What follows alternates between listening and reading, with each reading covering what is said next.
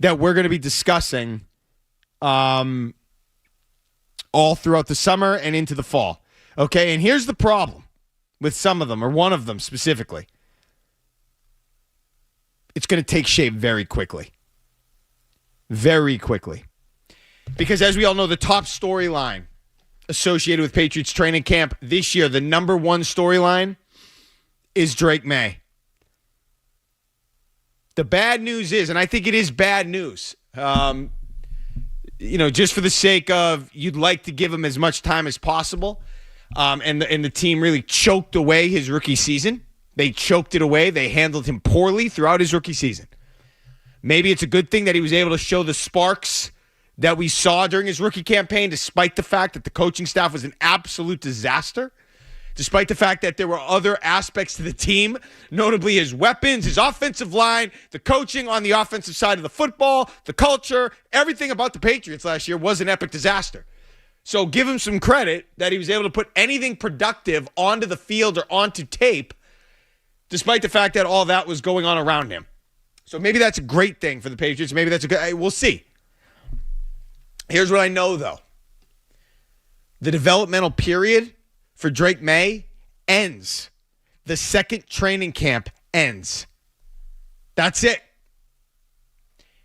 You better be ready to rock come September 8th or whenever their first game is. I forget the date.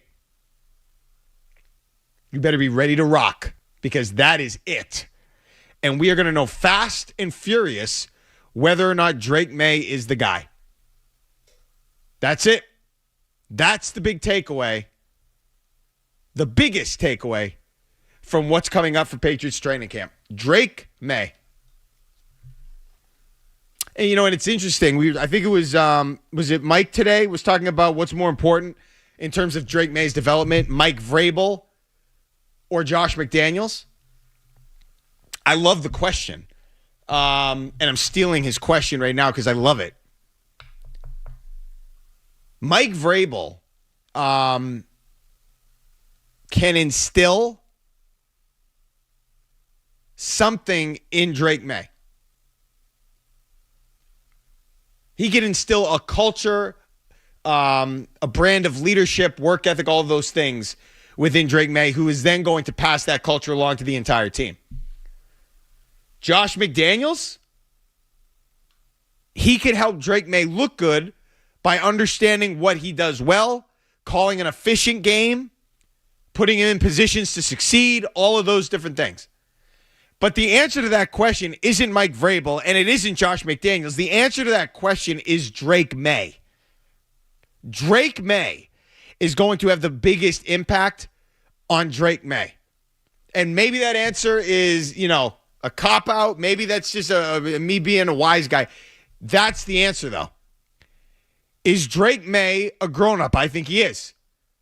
I think he has the capability to lead and to be the example and set the bar and the culture that you want your quarterback to set.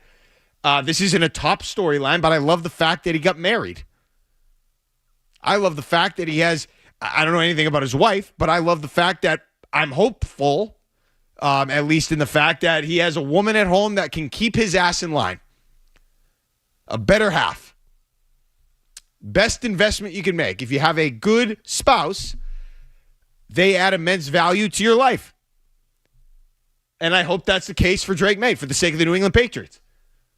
And for him personally, but for the sake of the Patriots.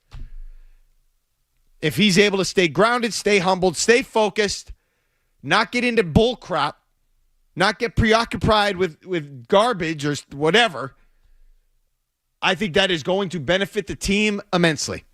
And that's what I'm looking forward to. Drake May and his progression. But Drake May is the answer to that question because Drake May is going to be the one to execute. He's going to be the one with the work ethic. He's going to be the one that's grinding in the film room and picking up the little tendencies against every defense he's going to play. He is the guy. Okay? And if it's not coming from Drake May, it's not coming. It has to come from Drake May. Josh McDaniels obviously can offer him something. Mike Vrabel will obviously offer him something. You're going to need those guys to lead Drake May and to guide Drake May. But ultimately, it's about Drake May. Okay, the weapons will help him. You need requisite weapons to be productive. But I don't think it's real. If you're going to ask the Patriots to put together a collection of weapons akin to the Eagles or to the 49ers from the last few years, I think you're asking a tough question. And I don't think that they're going to be able to do something like that. You have to get more from the quarterback. That's right. Drake May has to be better than Jalen Hurts. He has to be better than Brock Purdy. He's going to need the support. I'm not saying he doesn't need support. He needs the support. But I don't think he's going to get the level of support that the Eagles got for Jalen Hurts. He's not going to get that. I don't think he's ever going to get that. So you better find a way within yourself to produce. That is the number one biggest storyline, what happens with Drake May, because we are going to find out fast whether he's the guy. Because if he goes into the regular season and is a clunk monster, it's going to be a long, long season. It's going to be a long road back because he might be, I'm not going to say he might be a bust, but he might not be able to live up to the expectations that we all have after what we saw during his rookie season. So Drake May is it, as we all know. Can he elevate guys? Can he identify the different things pre-snap that he's going to have to identify? Has he taken those graduate level courses yet? Has he evolved? Has he cut down on the turnovers? I don't know how much we're going to learn in actual physical training camp. I mean, if he's throwing turnovers and interceptions left and right, I'm assuming I'll take some value in that in the negative sense. I mean, it'll mean something. I don't think he's going to turn the ball over all camp long and then just not turn it over at all in the regular season when actual games start. But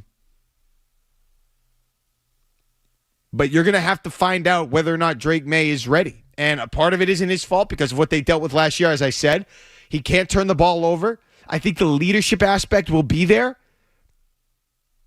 Can he evolve into the quarterback the Patriots hope? Okay? And that means one of two things. Can he win more games? And can he look the part statistically? That's another question I wanted to ask tonight. And I'll ask you if you want to chime in. Feel free, 617-779-0985. We can refer back to this for, throughout the night. But I'm wondering what would be better for the Patriots this season. Because another thing that we're going to talk about has to do with Mike Vrabel, and we'll get to that. But I want to know what would be better for the Patriots this season. If they bounce back and win a bunch of games, but they do it by running the ball, by playing good defense, a ground and pound sort of throwback to 2019, to Cam Newton, to Mac Jones, doing it that way, but they're winning games. Or would it be Drake May looking the part, Drake May scoring a bunch of points, still winning some games, but not winning to the level, the 9-win level that Mike Reese was on with Toucher and Hardy this morning that he brought up and that a lot of people have brought up. Doesn't win as much, but looks the part and improves that some of his weapons, some of the receivers can play in this league and can be impact players in this league. They don't win as much, but they're proving that they're here to stay, and they look the part, and they're dynamic at times, and they can get the ball downfield, and they can score 35 points. That is what I want to know. What's better? You win? You find ways to win? Kudos. Or you look the part from an offensive and quarterback perspective. Your weapons show up, and Drake May proves he belongs not just in the NFL, but in the upper echelon of quarterbacks, top 15, borderline top 10 by the end of the season. What is more important this year for the Patriots? That's a question we're going to ask and answer as the night progresses, because I know what I'm saying. And in a way, it's kind of a bummer, because if Drake May goes out and doesn't do well, I'm going to come to all kinds of conclusions, right or wrong. Now, I'm not saying it's impossible for there to be a little grace period with Josh McDaniels coming back and they're still trying to learn the other. I don't care. I think it needs to happen right away. It was too bad last year. They need to generate positive momentum. They need to get off the ground running. or else I think it could go the wrong way. Confidence could become an issue. The noise becomes an issue, and I don't think they're going to get to the level they need. And then you're talking about a different situation. I don't want it to come to that. And I don't think it's going to. I believe in Drake May. I think his work ethic is the right type of mentality. He has the right frame of mind from a work perspective. I think the physical skills are there. If the offensive line, I'm foreshadowing all my keys here. If the offensive line is there, he's going to step up. He'll be the guy. He'll be the guy that we want him to be, that we think he can be. But those things have to happen. And if they don't, the developmental period is over. Training camp, that's it. And then it's time to perform. And if you don't, we're going to have a problem. Because I don't think it's going to happen. Not in the way we want it to. Then you're going to have your hand held. You're going to have to rely on other pieces coming in and money being spent. And it can't come to that. It's got to come from Drake May and draft picks. That's the key to the Patriots. If it doesn't come from Drake May and draft picks, I don't think this organization has a chance. If it has to be, well, Drake doesn't look great, but it's okay, and if we can just get him the help, and then you're secretly hoping that the Patriots spend all this money and load up on the roster to give Drake May the support that he needs to be decent, Dak Prescott or Tua, screwed. You might keep your head above water. You might tread water, but you are screwed. That place, that boat, that ship is going nowhere. It has to be Drake May, and it has to be the draft picks. And Drake May leaning on draft picks and young guys, and Drake May elevating draft picks and young guys. That's what it has to be. And it's just, I'm sorry, we are going to find out right away how it's trending. Right away. There is no time. We are not going to have to wait. We're not going to have to, let's just see after this week or after this stretch of games or after the bye. Nope. We are going to know right away. Is it headed in the right direction? Are guys stepping up? Did McDaniels tap into what they have there and is getting the most out of those guys or not? Okay. This is what I was talking about last year. Whoa, Drake May, he needs time. We need time. We got to play Jacoby Brissett because Drake May hasn't had the time. Well, you have time. The spring and the summer. That's what I wanted them to do with Drake May. They didn't have another option last year, and we all knew it. I knew it. Other people knew it. The coaching staff didn't know it. And as a result, the season went down the drain immediately. Or not immediately, but after week 1 in Cincinnati. Down the drain. You had the time to get him ready. It wasn't the most time you could ever have, but it was enough, and you had to do the job, and they couldn't, and Drake May wasn't ready. And the season suffered as a result, and it didn't have to be that way. And now here we are. 617-779-0985. I foreshadowed basically all my keys. When we get back, the next key to the Patriots training camp and the big takeaway I'll be looking for, we're going to mention that next. 617-779-0985. Mark Dondero on the Joe Murray Show, 98.5, the Sports Hub. You're listening to Joe Murray on 98.5. You're listening to Joe Murray on 98.5.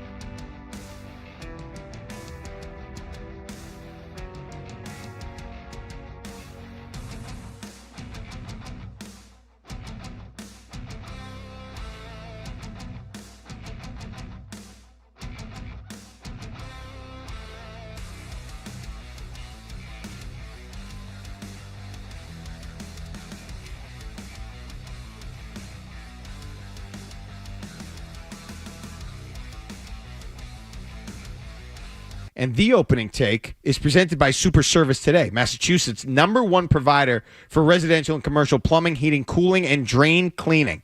Day or night and always done right. Visit superservicetoday.com. It's about Drake May. That's the biggest takeaway, the biggest storyline of Patriots training camp. Drake May. The whole organization revolves around the quarterback. Okay? And shout out to Drake May. My son went to his football camp. He did a great job with the football camp. So, cool things in the community, and hopefully that translates into success on the field. Not his youth football camp, but the training camp performance of Drake May. Here's the second biggest thing that sits as a storyline for Patriots training camp, and I alluded to it. Rookies. This is the way back for the New England Patriots. Drake May, you need him, okay? And you need to prove you can draft again. Can the rookies play? And not just the rookies. I'll go back. If you want to talk about a guy like Jalen Polk, if he gets some reps, I'm out on Polk. I don't believe in Polk. I think that bridge or the gap is too far to bridge. So I'm out on Polk. But he was a second-round pick last year. He did some stuff that was productive and positive in camp last year. If they're going to hang with him for a little bit longer, I'll hang with him, even though I'm on the record as I'm out. I don't think he's going to produce. I don't think he's going to even make the team. But I'll let him hang around for the beginning of training camp and just make sure there's nothing there. Okay? Can the Patriots draft? Can you prove that you're able to draft? And I think they're going to prove that. I have nothing to base that on. I have no evidence. History is certainly against me. Okay, but when I look at two picks in particular, and you know what they are, there are two guys that they drafted this year who should be impact players immediately. And if they're not, I will be not surprised. I'll be shocked. Shocked. And those two guys are Will Campbell and Travion Henderson. I don't see a way that either guy is going to come in and blow. Now, I'd like for them to go way beyond that and be impact players. Not necessarily stars or rookie star, you know what I mean, but an impact player. A guy that I can trust to be out there.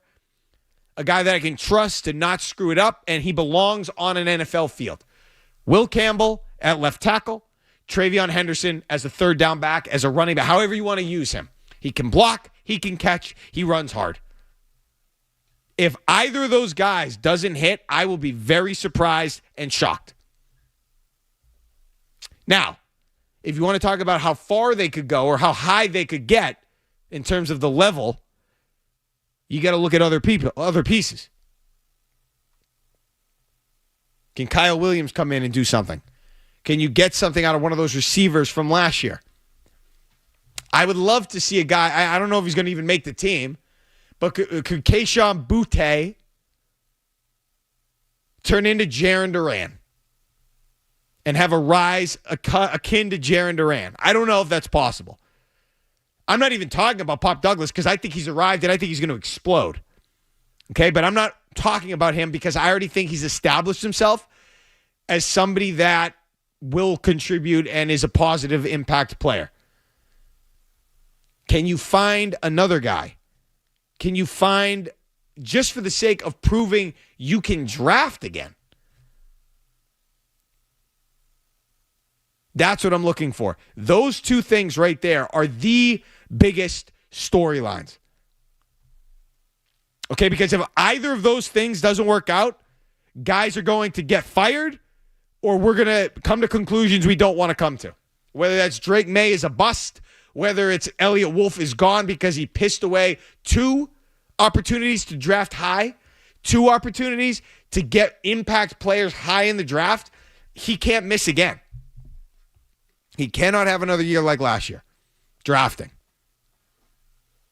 So until I see something a little bit more definitive in terms of getting guys who can play at the NFL level and immediately make an impact immediately, I can't get too high on anything, and that is why those are the two biggest takeaways and biggest storylines of camp.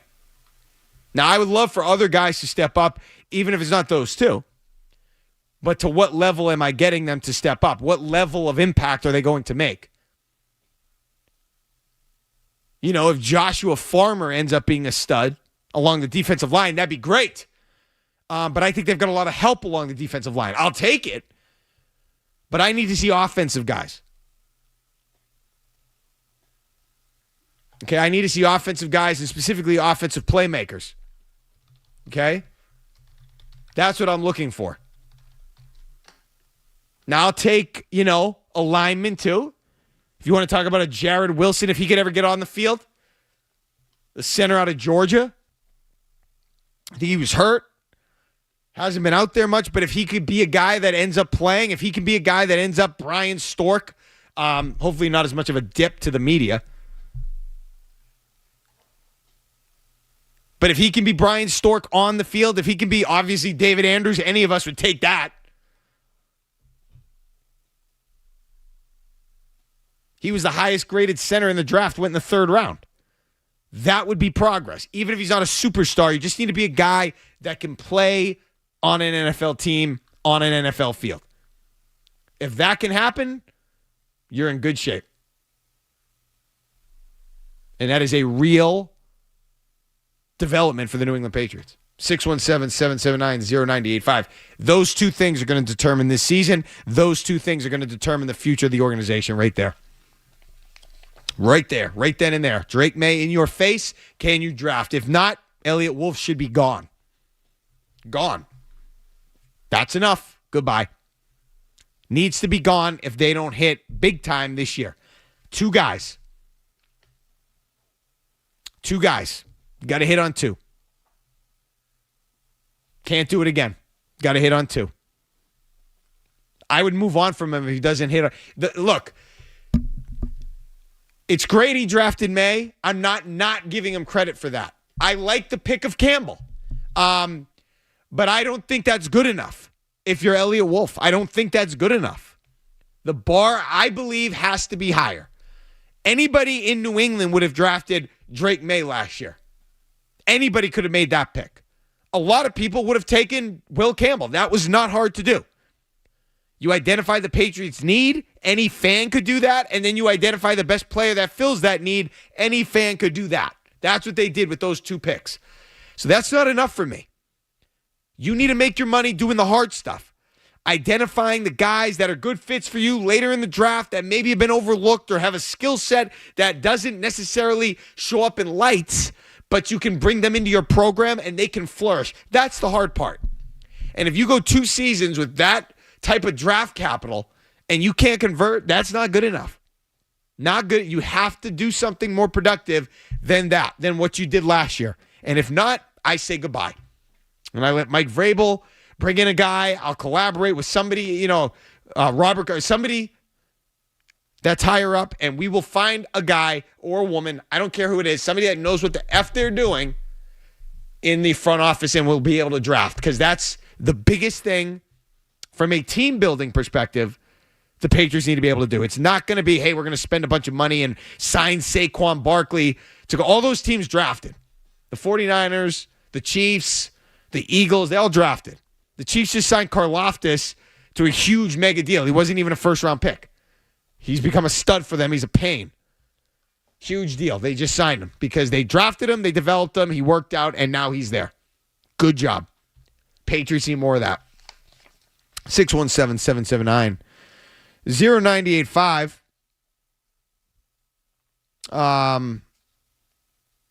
Get a headlines. When we come back, more on the Patriots. Another key storyline in this training camp. We're going to get to that. And all this group, all these people have to do is just not suck. Just don't suck, and you're going to be fine. That's all they have to do. We're going to get a headlines, some other stuff. A thought on the Celtics, a thought on the Open Championship and Scottie Scheffler, all coming up. We're going to do an in or out. And we're also going to discuss, I used AI in association with the Coldplay concert couple. I'll tell you about that too. And we can react to that as well. 617-779-0985. Mark Dondero here on the Joe Murray Show, 98.5 The Sports Hub. Here comes headlines. Essential Sports Hub headline presented by Celsius.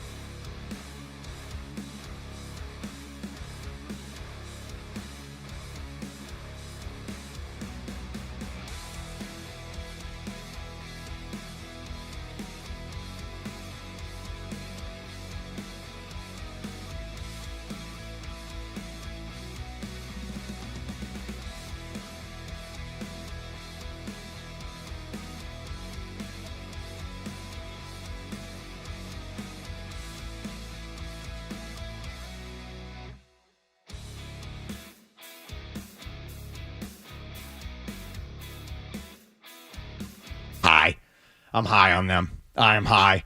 A lot of people are high. I'm high. And I just feel it. Vrabe, Josh, Drake. It's a trendy pick, but I'm feeling it. I'm feeling it. I'm feeling it more than I'm feeling the Happy Gilmore sequel. I'll say that. And the only reason I brought that up is because we talked about Scottie Scheffler in the headlines. Apparently, Scheffler, after winning the Open Championship yesterday, showed up at the world premiere of Happy Gilmore 2, which comes out on, I believe, to Netflix on Friday. And he was there with the claret jug. And I have a fear. I loved Happy Gilmore. Okay, the first Happy Gilmore was one of my favorite movies of all time. Top 5 for me. It's very, entertaining, obviously. It's very quotable. Some of the quotes of that movie have stood the test of time. I still laugh to myself today, right now. The Price is Wrong, bitch. I mean, that it never gets old, ever. Never. There's so many good. Everything Ben Stiller essentially says in that movie is great. Friends, listen to Endless Love in the Dark. It's just there's so many good lines in that movie, funny things. Obviously, the golf. I love golf, hockey, Bruins, Gilmore, Adam Sandler. It's just awesome. But I'm concerned that they overcooked the next one. Now, with that being said, I've met people who say they're not even going to watch the second one. They're not even going to watch it because they don't want to ruin the first one. I completely disagree with that. Don't do that to yourself. You're doing yourself a disservice. Watch the movie. You don't have to like it. It doesn't have to be as good. I'm going to watch it. I don't even know what the storyline is. Skaz, do you know what the storyline is? I don't. I think it's something about his kids, maybe. He's got like something 5 kids or something. Yeah, Did they fall out of money? He doesn't have any money anymore with all the kids? I have a feeling it's something like that, or he's trying to get his kids into golf, or like prove that he was legit. I don't know. Something along those lines. There's got to be something. And I'm assuming they thought of a good storyline to go with the second. But what is the motivation to get back into golf? That's what I'm interested in. That's what I'm wondering. That's what I want to see. A very quick Google search says it's to pay for his kids' school is why he's returning to golf. So he's a little bit out of money. He ran out of money, or he bought grandma's house back and he's out of money now, or okay. Which I guess is conceivable. He probably played only a few years on the tour. Probably didn't hold up. Made some money, spent a lot on that house. I don't know. But he's married to Virginia Bennett, right? Julie Bowen's back. He's married to her. That's his wife. Am I wrong on that one? She's in the movie, so okay. I believe that's correct. Maybe they're divorced. I don't know. But I'm trying to figure out what's the storyline. And then I'm going to lean into Adam Sandler being Adam Sandler. Now, honestly, the fact that there are so many cameos, that's what worries me. There are so many cameos in the movie. That makes me think that the movie sucks and they need all the cameos to make the movie, to put a deodorant on the movie or to shield its stench or whatever. I'll judge myself when I watch it, but that's what it kind of strikes me as. So we'll see. I just feel like there's a lot of people in the movie. And I need to know what the storyline is, and I need to judge the storyline. Now, obviously, they're going to dip back into a lot of the funny parts, which I'm looking forward to. Strangling or wrangling the caddy with Justin Thomas taking a selfie will be funny. Scottie Scheffler is apparently in the movie. Travis Kelce's in the movie. Who else is in there? A lot of the guys. Rory in the movie. I think Rory's in the movie, makes an appearance. And John Daly, I think. Daly's in the movie. He's like his uncle or something. I don't know if he's his uncle. But he's like a buddy. There are a lot of cameos in the movie that I'm looking forward to. So I will watch this, but I would not advise you to not view the movie, especially if you love the first Happy Gilmore. I don't know why you would do that. Because it has a chance. I mean, give it a chance. It could be really good. Adam Sandler's no slouch. This could be really good. And if all the cameos hit, it was cool that Scheffler showed up at the premiere with the claret jug in tow. Most second movies aren't as good. Some are. Can you think of any sequels that were as good or better than the first one, Skaz? First one that jumps out to me is D2 Mighty Ducks. I thought that was better than the first one. Yeah, Terminator 2 I think is great. Terminator 2. That's the first one that jumps out to me. I'm trying to think of like a Sandler. I'm worried about this movie. I'm a Happy Gilmore guy like you. I'm gonna watch it. I'm definitely not gonna skip over it. But it just, why now is my biggest question. Like, what was it really the script that pushed him over the edge? Like, why is he doing this now? It's a long time. I mean, we're talking 30 freaking years. But I'll give you another one. And maybe this isn't fair, because I don't even really remember. I've seen it. I think I'm qualified to bring this up. The second Top Gun movie was awesome. Okay? And now, the first one I saw a long time ago. I honestly don't even remember if I watched it beginning to end fully. Might have been something I saw on TV and caught most of it, but not all of it. The second one was one of my favorite movies of all time. So it didn't match up. It's better than the first one. I guarantee. So there's another one. And that came out how many years later? Is it 35 years, 40 years? I don't even remember. Wasn't the first one from the 80s? Or was it from the early 90s? So it can. I'm just saying it can happen. And when you factor in Adam Sandler, I love the fact that a lot of the people are coming back. Christopher McDonald, Julie Bowen, obviously Sandler. There's going to be other people. The guy, I think I saw the guy, the feel the flow, feel it, the energy guy. That guy I think is back. He makes a cameo. So that makes me feel good. Bring these people back and try to run it back as best you can, but it's got to, jive with the current times, and the writing and the script have to make sense. I'm just telling you, the fact that they have so many different cameos concerns me. It's like the old Limp Bizkit song "Break Stuff." Not nearly as good of a song as "In Together Now" or "Nookie" or "Just Like This," but the music video had so many cameos. I think that's what they needed to do in order to enhance the song. I mean, it was Jonathan Davis and Snoop Dogg, and I think Eminem might have been in it. All these people were in the video for "Break Stuff" to try to bring the song up to a different level. Now I'm interested. Snoop Dogg, Jonathan Davis, Dr. Dre, Eminem. Eminem's daughter, Haley, I guess, was in the video, I think. Pauly Shore. Just a lot of cameos. So, I get nervous with the cameos, but I'm going to watch. And if they can hit on the script a la Top Gun, which is a recent example of a movie that tried to redo something from a long time ago and nailed it with the same actor, Tom Cruise, if they have a Top Gun, Skaz, type of situation with Happy Gilmore 2, we could be talking about something epic, especially when you factor in all the people that are going to be in it. That could be epic. And not just that, I loved Happy Gilmore 1 so much. If it ever eclipsed that, it might be my favorite damn movie of all time. So we'll have to wait and see. 617-779-0985. There's your Happy Gilmore thought. When we get back, more in the Patriots training camp. Another key variable coming up that they are going to have to see production from if they want to have the season that we all hope they'll have. I'm Mark Dondero, in for Joey on the Joe Murray Show, 98.5 The Sports Hub.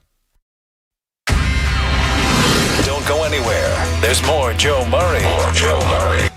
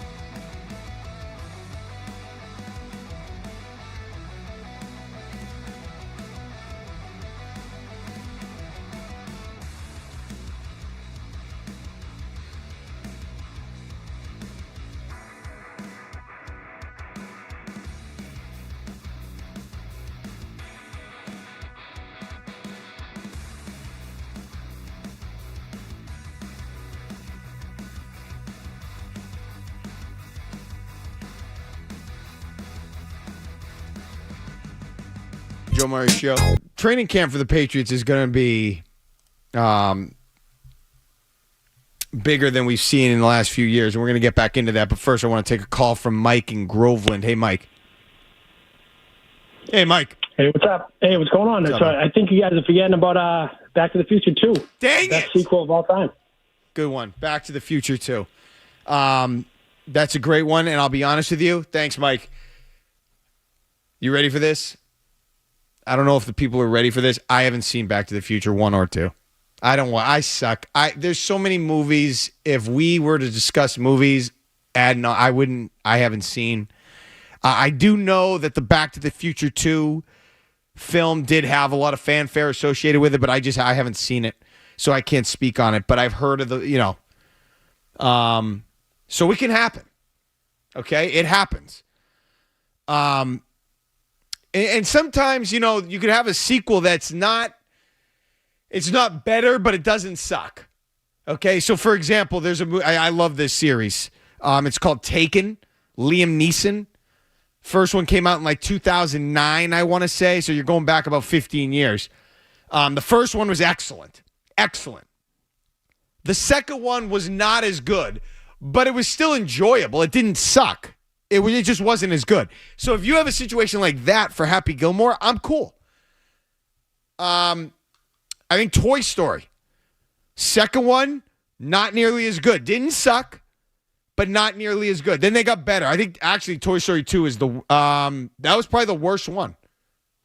There's 4 of them. The 5th one's coming out, I believe, next summer. Toy Story 2 was the worst one. It wasn't awful. It's just the other ones were so good. This one didn't stack up, okay? Then there are some movies where the second one was an absolute abomination. I don't know if I can think of one off the top of my head. Skaz, if you can, feel free to chime in. Or Luke, I mean, it happens where the second one was just a complete waste of time. And I'm sure I'll think of one. Where are you on Rocky? There's a million of those. So I don't know if I've seen the second one. I've seen the one with the Russian. What's that? 5. I get them mixed up, but I feel like the Rockies they're held in high regard. Yeah, I mean sometimes it gets better. I mean you see that with TV shows a lot. Maybe more so. Hey, have you ever noticed that how a TV show with time gets better and better and better? With movies, it's not always the case. Like the first one is usually the better one. I'll give you another one. People are gonna fight me to the death on this one. I know that. But I'll say it all day long. The second Jurassic Park was way better than the first one. I thought the first Jurassic Park was the second worst one. I haven't seen the new one yet. The one with Scarlett Johansson. I haven't seen that one yet. The last one that came out in 2022 or somewhere back there, that one sucked. That was the worst one. But I thought The Lost World was better than the first original one, and I thought they continued to get better. TV shows always get better. Law and Order. I think the further along you went in Law and Order, the better the episodes got. The more dynamic, the storytelling, the writing improved. I'm watching a show with my daughter right now. Some of you are going to remember this show. But I bought the DVD because I don't like them watching YouTube always. I like them watching a story with character development and an actual show. So I got her the complete season. You're going to remember this show. Some of you out there. Of The Secret World of Alex Mack. Nickelodeon. And we watch it together. Daddy and Maeve watching The Secret World of Alex Mack. It's lit. Okay? She's 11. It gets better. I mean, the first early episodes aren't good. Or they're not good, but it's a slow start. And then they get better. Doesn't always happen with movies. And now as I say this, I'm trying to think of a movie where the sequel absolutely tanked, and I can't think of it. Maybe Randy in the car can help me out because I can't think of it. Hey, Randy. These aren't just this isn't just a movie that tanked the second one. Probably the first movie was the best of all time, and the second one was the worst of all time, and that's Caddyshack 1 and 2. Wow. Caddyshack 2 was absolutely gross. You couldn't even watch it. Randy, to be honest with you, I didn't even know there was a Caddyshack 2. That's how bad it must have been. I didn't even see it. I apologize for ruining your life because you're going to want to watch it just to see if I'm telling the truth. But don't waste your time. It's awful. Okay, so thank you for the call, Ray. So there you go. Definitively, Caddyshack 2, a disaster. So there's one. So here's the other thing. When it happens, I feel like it really hits hard. It really hits. I think that's what we're all worried about with this Happy Gilmore. Because we love that movie so much, or the Caddyshack, I mean, I love the first Caddyshack. The Caddyshack fans, or the fans of that first movie who loved it so much, are so hyped, are so, interested in the second one. They're so hopeful that it's going to bring back some of those feelings and that they're not going to be disappointed and all those things. When it does flop, it hurts. It's like I liked the Blues Brothers as a kid. I've never seen Blues Brothers 2000 because I just heard it was so bad. So you weren't even interested enough? Not saying, yeah. Can look it up. It's devastating that when it doesn't work out. I can live, and I don't mind them doing it, but I can live with a movie that might not be as good as the first one. But, over time, it was still watchable. It was still good. And I gave you a bunch of examples of that. But if you're talking about something that was just an epic disaster, that's a really hard one to deal with. Okay, that's a really hard one to deal with. See, I didn't even see Dumb and Dumber 2. They came out with a sequel. I didn't even know that.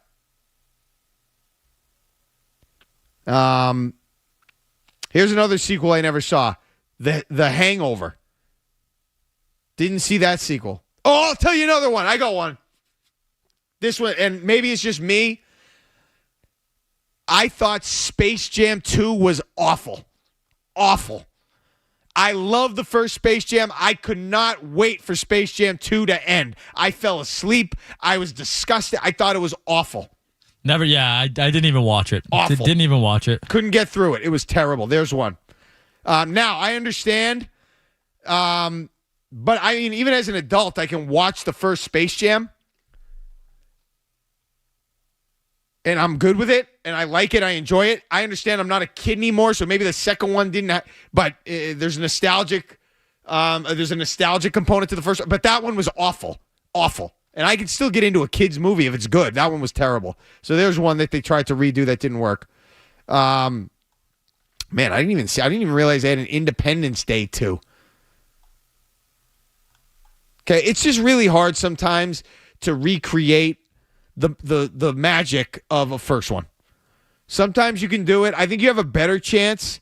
See, this is why, Skaz, I and you, I'm not going to speak for you, are worried about this Happy Gilmore movie. It's because the first one was so good.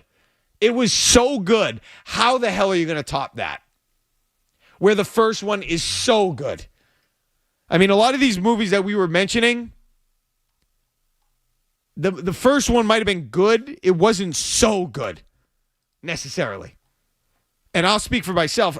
I thought the first Top Gun was good. I didn't think it was so good. Like, I didn't think it was Happy Gilmore good.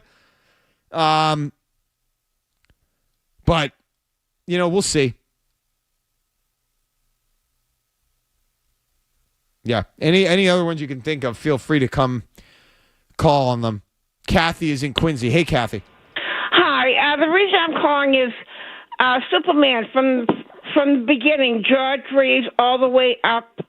I just recently saw the new Superman 2025. It was absolutely excellent. Okay. So in fact, when it comes out on DVD, I'm going to be ordering it. Wow, DVD, you're definitely hooked. Excellent. Thank you for the call. So I was actually on a putting green the other day, and I heard men I overheard these men talking about the movie, saying it was excellent. So a lot of people seem to love this Superman. See, I'm not a Marvel guy. I'm not a comic book guy. Superman, I don't know what I obviously know the Superman story, but I would have nothing. How many Superman movies have there been? Got to be a dozen. That's what I'm saying. Yeah, It's a million Superman. So the new one's good. Awesome. I'll give you another one.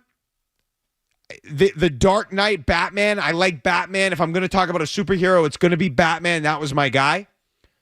Or the Ninja Turtles. I guess I like them the most, but whatever. We're not getting into that conversation for crying out loud. But the first Batman, this movie it's not the first one. Do you remember the Batman that came out in 2005? The first one with, what was his name? Christian Bale? Was his name? I thought that one was good. And then the Dark Knight came out, the one with the Joker and Heath Ledger, the last thing he did, I think, before he died.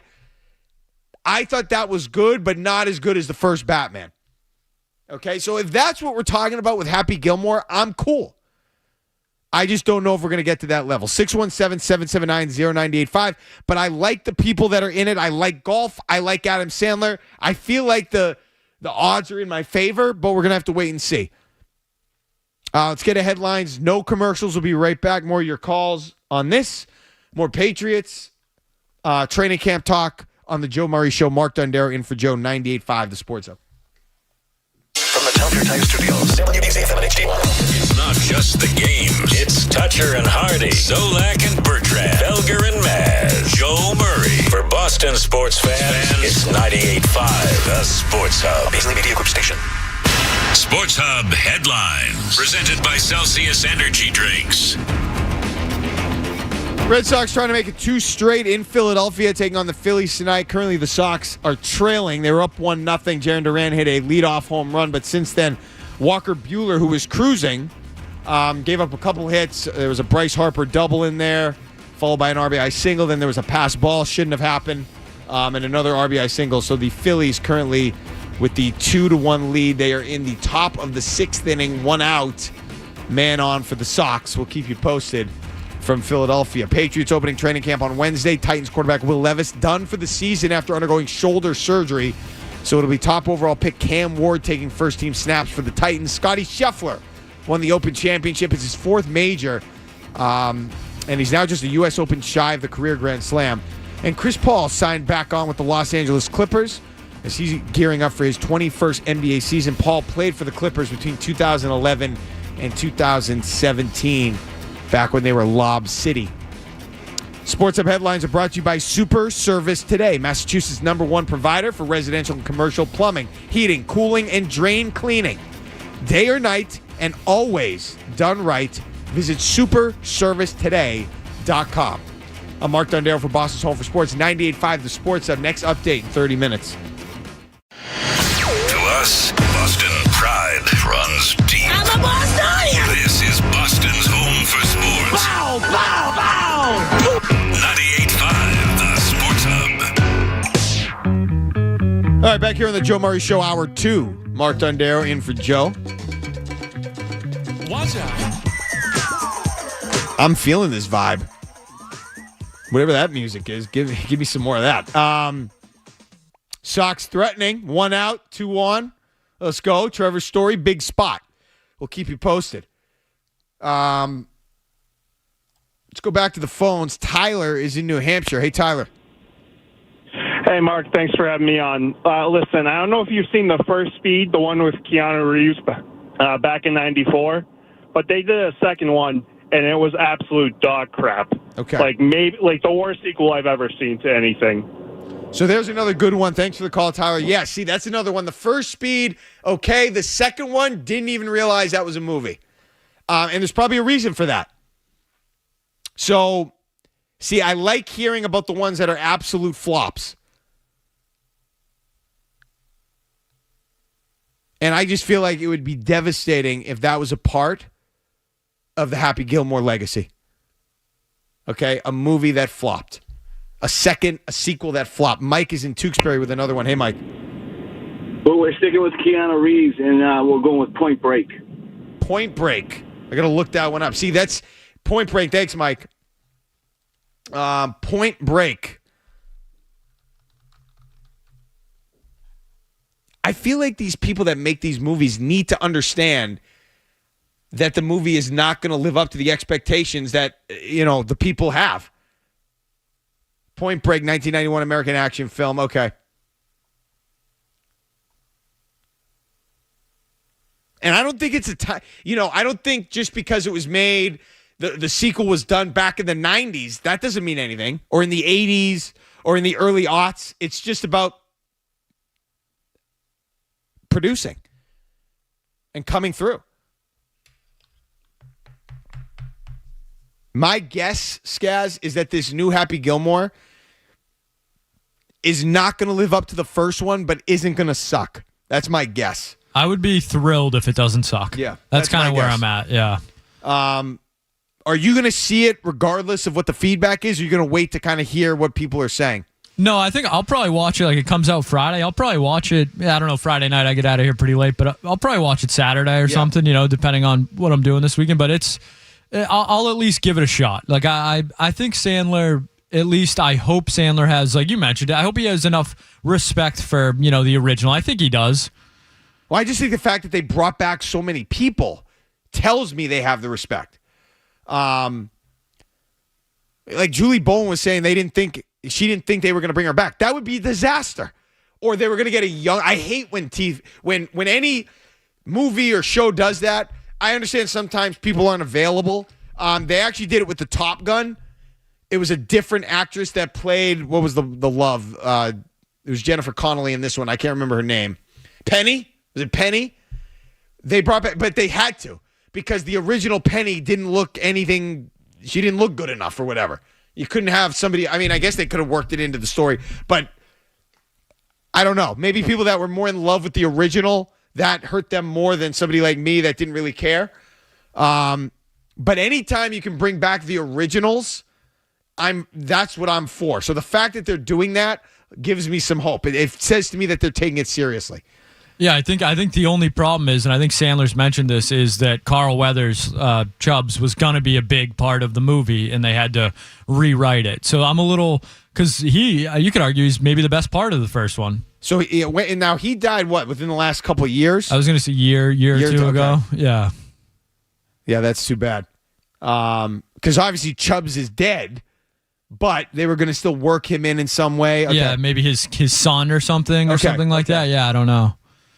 Well, his son is in there. Oh, so that is part of the second one? Yeah, because I saw something where there was a guy who said, "My dad loved you." Okay. I think that's supposed to be Chubbs' son. Maybe that was the rewrite then or something, yeah. So I don't know how they were going to use him. I understand, that happens. But I feel like you could do it the guy died in the original. So I feel like you could make the second one without Chubbs. And you could work around that. But some of the other, you can't replace Virginia Venet and have her be somebody else. That's not, especially with how good Julie Bowen looks. Like, she looks just as good now as she did back then for the most part. 617-779-0985. Patriots training camp is coming fast and furious, and I can't wait. There's another key part to the training camp that needs to be something we're talking about as we go into regular season football games, and I don't think it's not attainable. Keep continuing to call us in with the movies, the sequels, and any thoughts on the Patriots are welcome, as is anything here on the Joe Murray Show. Mark Dondero filling in for Joe, 98.5, the Sports Hub. When we get back, I do want to touch, at some point, it doesn't have to be when we get back, I do want to touch on, you know what? Hold on a sec. I've teased it enough. I want to just get the other part of the training camp because I'm getting behind here. I'm not going to get to it all. The other part of the number 3 part of training camp is the offensive line. Just don't suck. And this is what we were alluding to a minute ago. Just do not suck. Just be average. Patriots offensive line. And Drake May and his mobility will take you places. Josh McDaniels and his ability to, what I hope is to reignite the production from the slot receivers. That's in large part why I'm so high on Pop Douglas. And I'm going to say it again. I said it was Zoe and Beetle, or on Zoe and Beetle's show. I'm going to say it again and again and again. I am as high as I can be on Pop Douglas. Demario Douglas. I'm super high on him. I think he's going to be the best story that the Patriots have this year. I think he's going to explode onto the scene. I think he's going to be getting Pro Bowl votes. I think he is in for a career breakthrough this year, Pop Douglas. I think the fact that they have Stephon Diggs is going to open up things for him. I think good things happen when you get him the ball. I think Drake May is going to be able to get him the ball. I think Josh McDaniels is going to put him in positions to succeed. And just having that offensive line a little bit higher, a little bit better, is going to give them everything they need to get to the level that they want to get to. Can you just be average if you're an offensive line for the Patriots? Can you just hold your own? And I think the answer is going to be yes. Vrabel, the additions, the draft capital that they've invested. You're finally getting Cole Strange back. I mean, that was a first-round pick. He's had enough time off, or not off. I know he was recovering from an injury, but he's been out long enough. Can you get him back in there, and can he play like a first-round pick? I think they're going to have enough to not suck, and I think that's going to be enough when you factor in a running game, Vrabel, May's ability to move and scramble, Josh McDaniels and the experience, and what they can throw out there between Hunter Henry, who's been consistent, and Pop Douglas. That's a pretty good combination, and then we'll see where they go from there, especially when you throw in Travion Henderson, who I think could become a James White type of impact player for you. That's three people, three guys that could take the pressure off of the offensive line and that could help Drake May without having to throw passes 30 yards down the field, which I want this year. A lot of support with McDaniels pulling the strings. That's what I'm interested in. 617-779-0985. Mark Dondero here on the Joe Murray Show, 98.5, the Sports Hub. You're listening to Joe Murray on 98.5. You're listening to Joe Murray.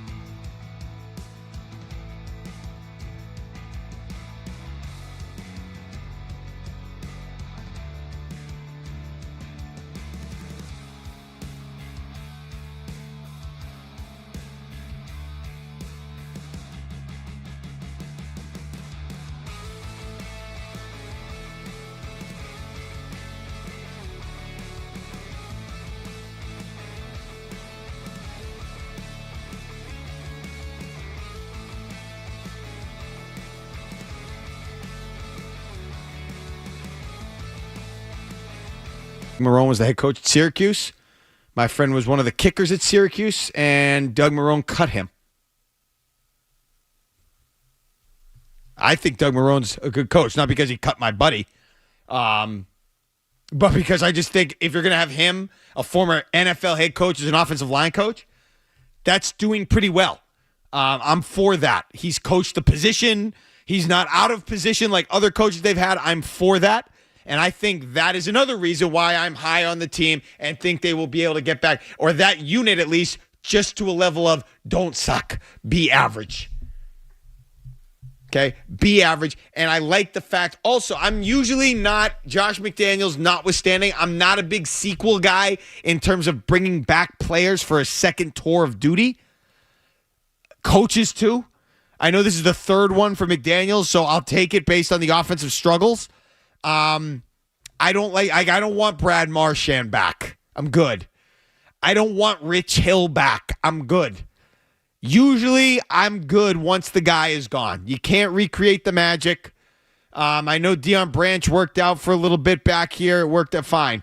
It doesn't always mean they're going to be bad, but I just like to, I like to move on and find the magic with somebody else, somebody new, instead of trying to recreate what you had with a guy that's either older or more broken down or whatever. That's how I feel about sports. Movies, different story. I'm open to sequels. Let's go to Slandy in the car. Hey, Slandy. Oh, hello. Hello. The Mask was an amazing movie, and then The Mask 2 was a piece of crap. Damn it. Okay, so I feel like also that's a hard one to recreate. And it's funny, what was the Elf? Didn't Will Ferrell just turn down the Elf movie, the sequel? Got an offer for a bunch of money. Could have done it, and decided not to. And maybe there was a little bit of that. Maybe he just thought that the recreating it wasn't going to work, and he didn't want to. I don't know. Maybe that was a good decision. John is in Randolph. Hey, John. Hey, how you guys doing? What's up, man? I joined a little bit late, but the worst sequel ever made is Caddyshack 2. We got it. Thank you, John. So that's 2 for Caddyshack 2. And I didn't realize that also came out in 1988. So we're going way back with that. That is one of the best examples of just a damn shame. To taint the first Caddyshack with an embarrassment for a sequel like that is what Happy Gilmore cannot afford to do.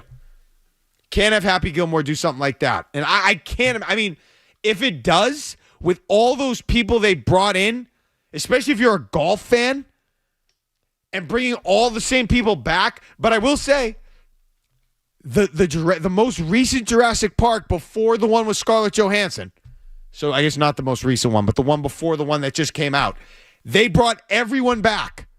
All the originals were back. The Dinosaur Man and this and that, like all the lady, I forget her name, they were all back, and that one was terrible. So it can happen. Just bringing everyone back doesn't mean it's going to be a hit. So if the Patriots want to hit this year, we're going over some of the biggest storylines.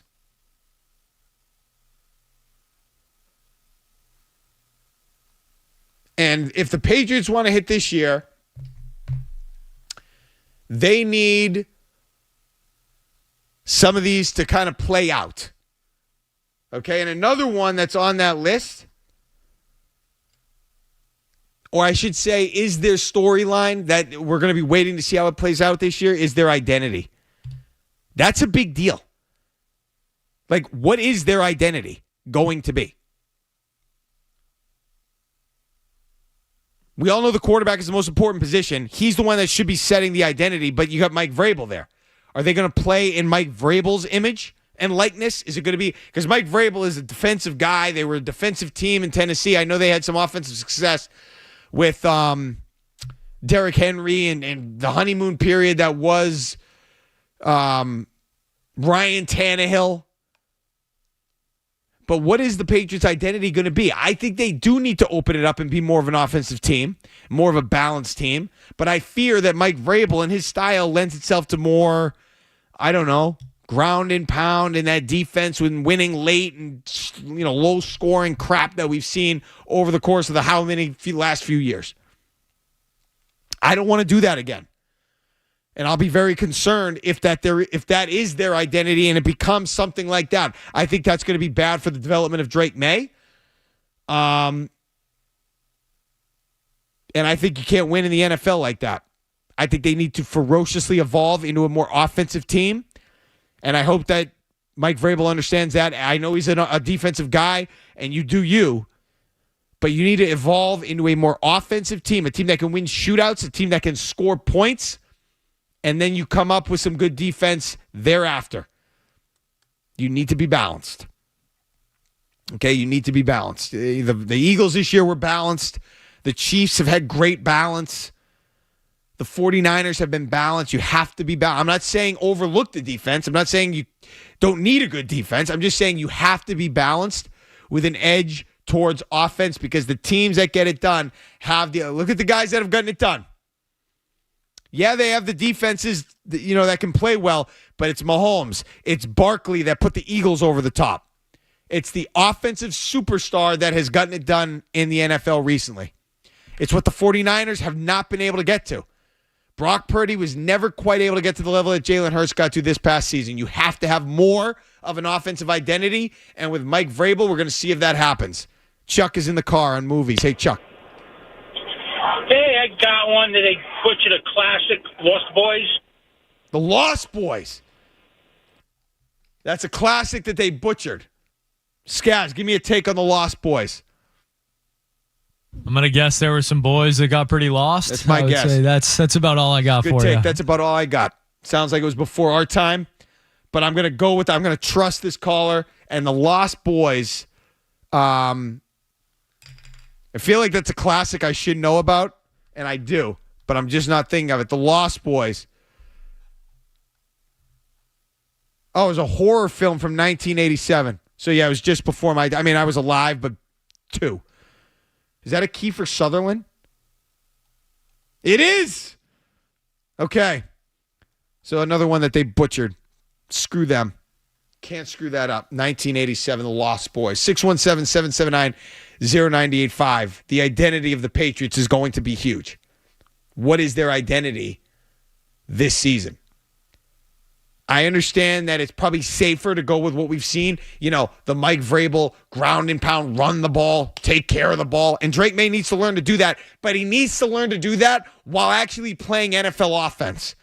I don't think just taking care of the ball is going to be enough if you're just going to hide behind the running game and playing deep. That's not real life. That's the kid gloves that we've seen the last however many years. He has to take care of the ball while actually trying to be dynamic. Can he get to that level? And will the Patriots accept that as part of their identity or their identity in general? Will they accept that philosophy and try to make that their identity? If they do that, I think they have the pieces in place to get there if Drake May is Drake May. If he's the guy, the quarterback that we think, I think they could do that. I just hope they go for it. I hope they go for it with Mike Vrabel, historically more of a defensive mind. 617-779-0985. Mark Dondero here on 98.5 The Sports Hub. Joe Murray Show. Let's get a headlines, and we'll be back. Essential Sports Hub headline presented by Celsius Energy Drinks. Red Sox trying to make it 2 straight in Philadelphia tonight, taking on the Phillies. Currently, the Sox and Phils tied at 2. A clutch RBI single from Trevor Story. Red Sox.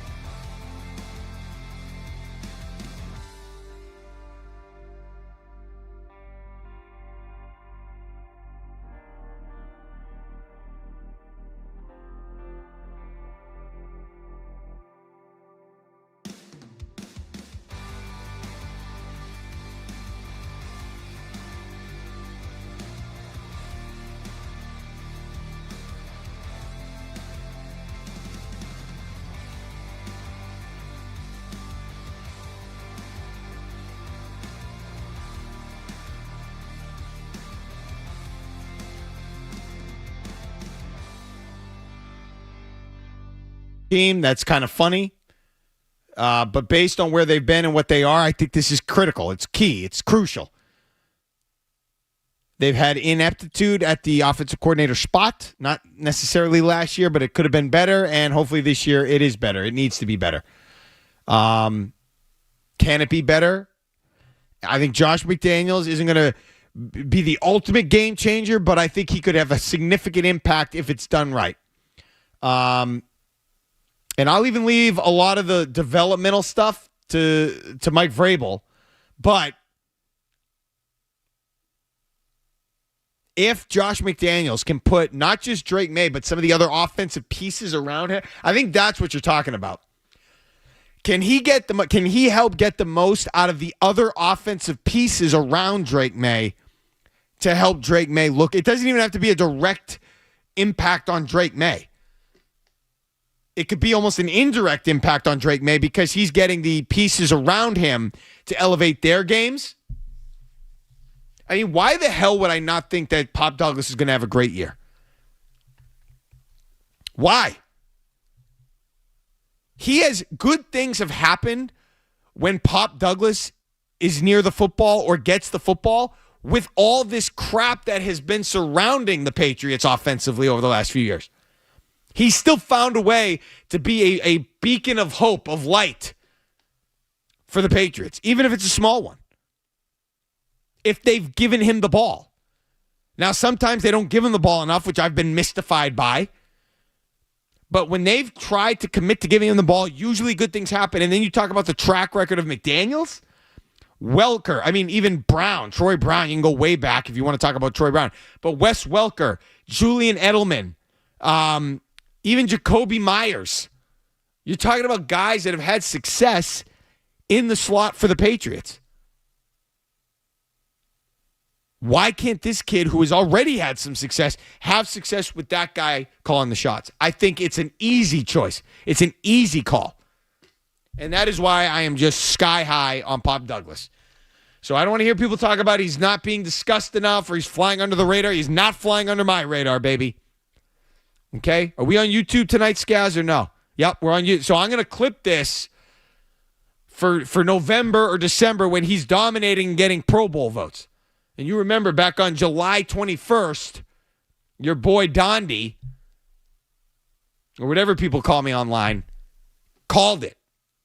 That Pop Douglas was going to explode in 2025 because of Drake May, because of the protection, because of Josh McDaniels. He's going to explode. He's going to be their best receiver, not Stephon Diggs.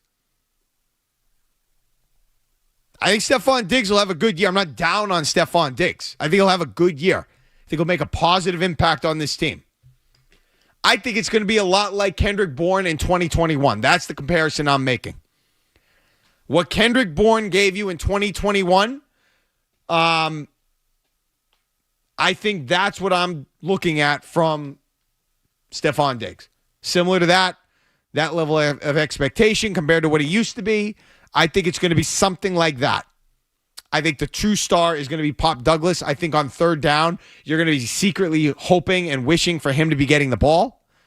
Because I think you know that that's where the good things happen. And the Patriots, they need players like that, where you just feel like whenever they're around the ball, good things happen. Brady, Edelman, just felt like good things happen when that guy is near the baseball. And that's where they need to be. And I think there's a real good chance they get there, led by the production of Pop Douglas. So save this, mark it down. He's going to be a stud in 2025. That's my guy, and I'm riding with it. 617-779-0985. Josh McDaniels. See, here's the other thing when you talk about all the different intricacies associated with the coaching staff, the weapon. I think not to overstate it, but I feel like Josh McDaniels represents the final piece of a puzzle that has given Drake May everything he needs to succeed. Now, maybe the final piece would be a true number one receiver a la Terry McLaurin, but I'm going to give Stephon Diggs the benefit of the doubt, even though I have my reservations. I'm going to give him the benefit of the doubt and say that he'll be enough of a number one where a guy like Douglas can emerge, where other players can emerge, and Drake May will have enough support. So if you're talking about an improved offensive line, Vrabel, McDaniels, better weapons, draft capital. Okay, they've drafted Polk in the second round. They've drafted Kyle Williams in the third round. They've drafted Will Campbell in the first round to protect Drake May's blind side. They drafted Travion Henderson in the second round. They've invested. I'm not even bringing up Matt Collins. Okay, we all know about Diggs. They've invested in a guy like Morgan Moses. I mean, they've invested in the offense. They're getting another guy back who was a first-round pick along the offensive line in Cole Strange. They've signed the center Bradbury. I mean, they've invested. If it doesn't work now, it's not going to work. It has to work now. Drake May has the support. Does he have the support that he'll need to win a Super Bowl? No. He probably doesn't have that level of support. Philly, what the Chiefs have done, that level of support isn't there. But he has enough support right now between coaching and players to prove that he belongs and that he can be a star in this league. And if he's good enough, he'll elevate some guys and he'll still be even better than he was last year and then some. He has enough support to do that, to prove that he has arrived. He has that support. Not to win a Super Bowl. They are not good enough for that. They don't have the weapons, the number one type of receiver that you need, the dominant, the guy, the weapon that keeps defensive coordinators up at night. They don't have that. But they have enough for Drake May to prove that he has arrived and he is their guy. And that he's not going to regress and that this isn't Mac Jones and all these different. He is going to be able to prove that he's their guy this year based on the support. 617-779-0985. There is enough for that to take place. Will it?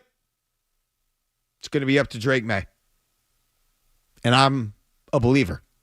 I think we're going to see it. And that's why I'm excited about this season. If you're not, give me a call. And if you're not, what is the path to being down on this team? What's going to derail them? Is it straight up Drake May turns into a bust and we realize that? Or is there anything else that could derail him? Because I don't see as many options to answer that question as I do to go the other way. 617-779-0985. When we get back, in or out on the Joe Murray Show, Mark Dondero in for Joey, 98.5, the Sports Hub. Don't go anywhere. There's more Joe Murray. More Joe Murray.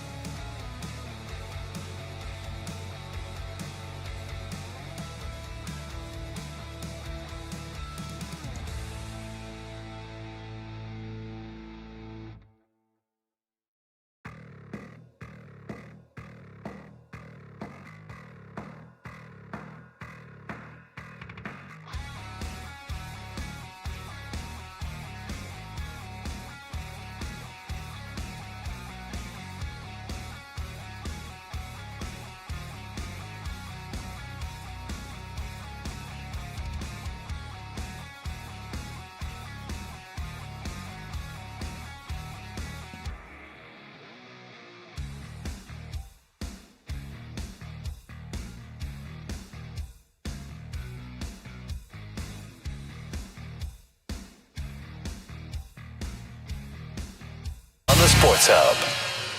What's it gonna be, McFly? Are you in? Game that's good for. I know they have the RBI, the Reviving Baseball and Inner Cities Initiative, and different things.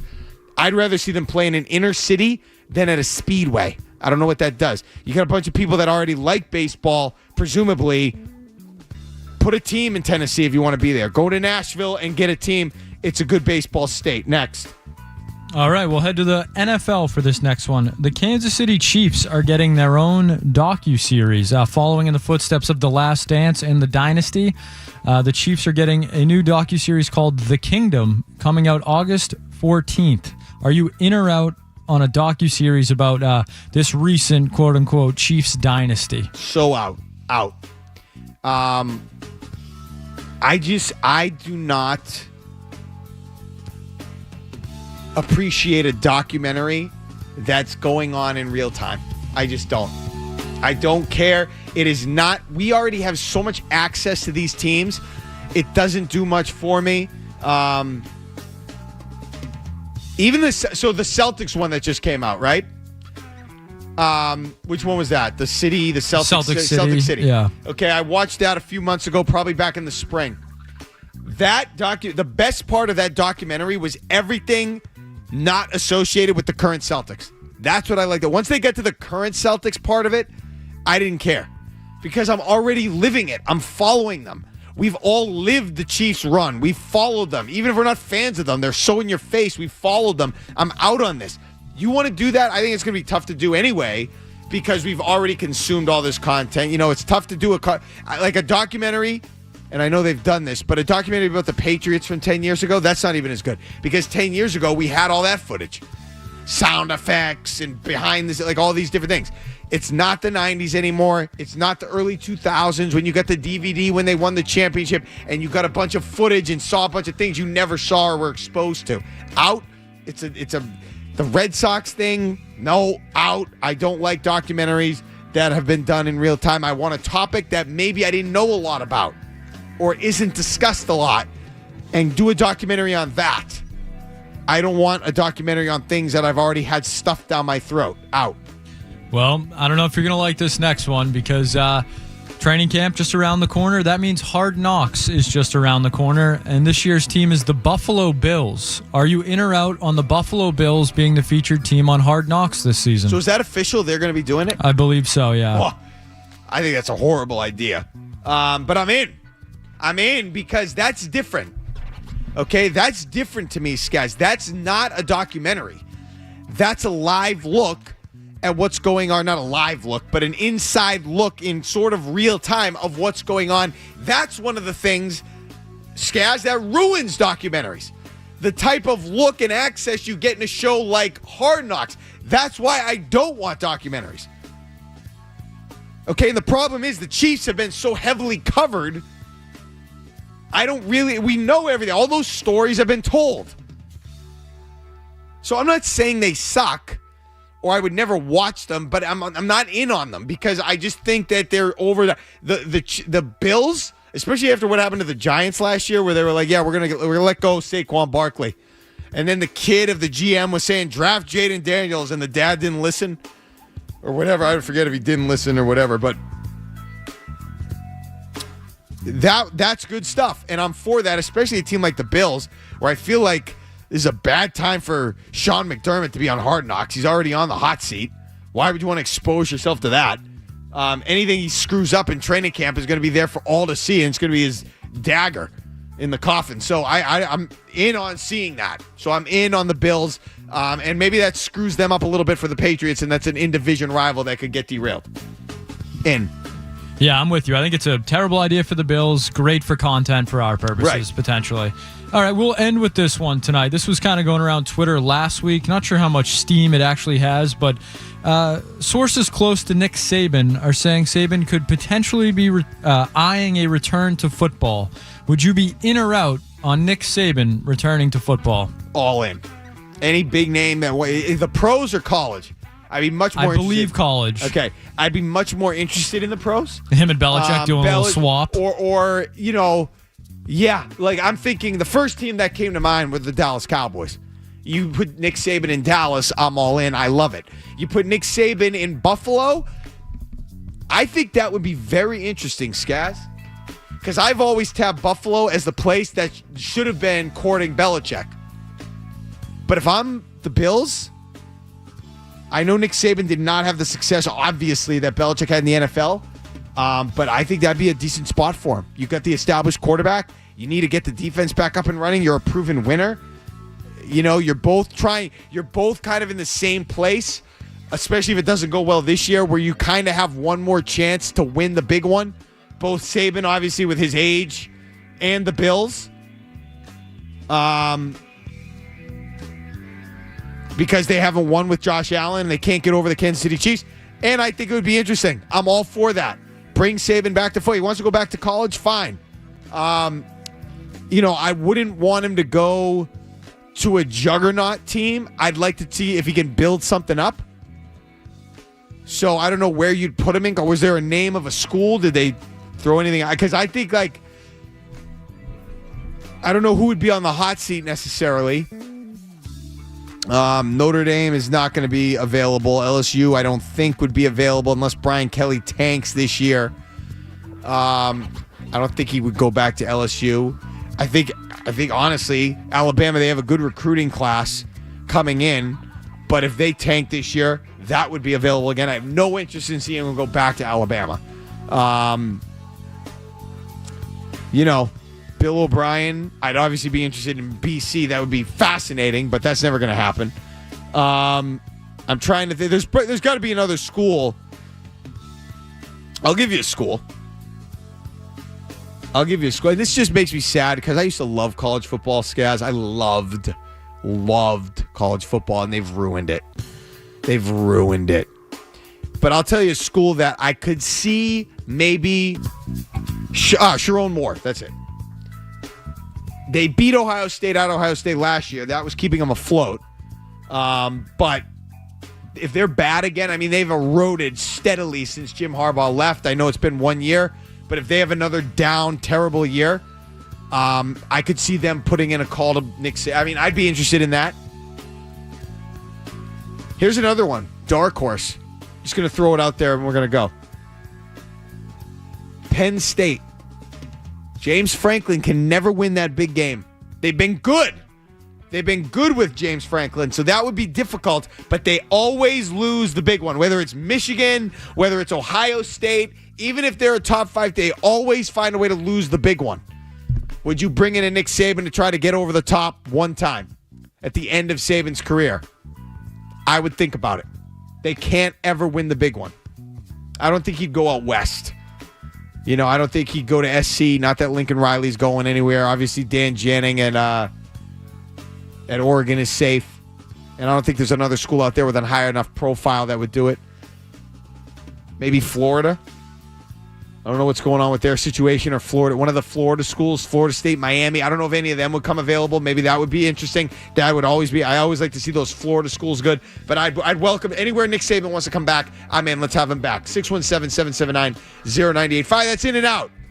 We're out of In and Out. 98.5 The Sports Hub, the Joe Murray Show. Let's get a headlines. Mark Dondero in for Joe here on 98.5 The Sports Hub. From the Telstra Type Studios, WBZ FM and HD1. It's not just the games. It's Toucher and Hardy, Zolak and Bertrand, Felger and Maz, Joe Murray. For Boston sports fans, it's 98.5 The Sports Hub. Paisley Media Group Station. Sports Hub headlines. Presented by Celsius Energy Drinks. Red Sox trying to make it 2 straight wins in Philadelphia.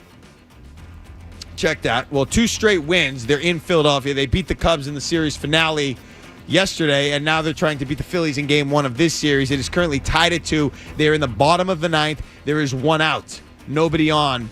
Phillies are batting. Red Sox, they tied it a little while ago on a Trevor Story RBI single after leading 1-0. Jarren Duran a home run tonight for the Red Sox. We'll keep you posted. We'll talk about this when it goes final. And make no mistake, this is a huge game for Boston. If they can find a way to pull it out, we'll let you know. Patriots training camp opens up on Wednesday. Titans quarterback Will Levis done for the season, undergoing shoulder surgery. That's what did him in. Now it'll be top overall pick Cam Ward taking first-team snaps for the Titans. Scottie Scheffler won the Open Championship, his 4th major, and is now just a U.S. Open shy of the career Grand Slam. More on that in a moment. Chris Paul. He signed on with the Los Angeles Clippers for his 21st NBA season. Paul played for the Clippers between 2011 and 2017. Sports Hub headlines are brought to you by John Sewer and Drain Cleaning, keeping drains flowing for homes and businesses in the greater Boston area since 1976. Go to johnsewer.com. I'm Mark Dondero for Boston's Home for Sports, 98.5 The Sports Hub. Next update, 30 minutes. Start your day. Ooh, that's a good one. Work through your day. What's that thing we do at the end of the show? And end your day. I'm not giving you an opinion. I don't know. Right here. 98.5 The Sports Hub. Man, it's just so crazy to think about how good Tiger Woods was. Tiger Woods, man. What a spectacular golfer, and I think maybe the most fascinating career in the history of sports. For a multitude of reasons. Obviously, I'm always going to be a Jordan guy, a Brady guy, a Griffey Jr. guy, and all of them had great careers. Obviously, Griffey Jr. didn't win to the level of Jordan and Brady, but they had great career. Brady, Jordan. I think Jordan is the GOAT just because basketball, the ultimate GOAT, just because basketball is more popular than golf, and just because he was a better actual athlete than Brady, physically speaking. But what Tiger Woods did in golf was so unbelievable. I think what Tiger Woods did in golf was the most unprecedented display of excellence in the history of sports, even more than Jordan and Brady. And I think those guys are obviously the GOATs of their respective sports. And Jordan, I think, is the GOAT of GOATs. But what Tiger Woods did was as unprecedented in his sport as any athlete has ever been in their sport. I mean, you just didn't have anything close to Tiger Woods. And even Scottie Scheffler is so far from Tiger Woods, not just in majors. And Scheffler's Scottie Scheffler, it took him 100, I'm paraphrasing here. I saw Yanni Caracas, my former colleague on Instagram, make this, say this stat. I saw it on Twitter. It was like 1,197 days between Scheffler's first major, the Masters, and his fourth major, the Open Championship. The exact number that Tiger Woods had between his first major, the Masters, and his fourth major, the Open Championship. The difference is Scheffler is 29. When he achieved that feat, Tiger Woods was 24 when he achieved that feat. Tiger Woods is the greatest golfer of all time. I understand he didn't get to the level of Jack Nicklaus in terms of majors, but from what the best golfer I've ever seen. Okay, he was like Michael Jordan and Bo Jackson laced into one player.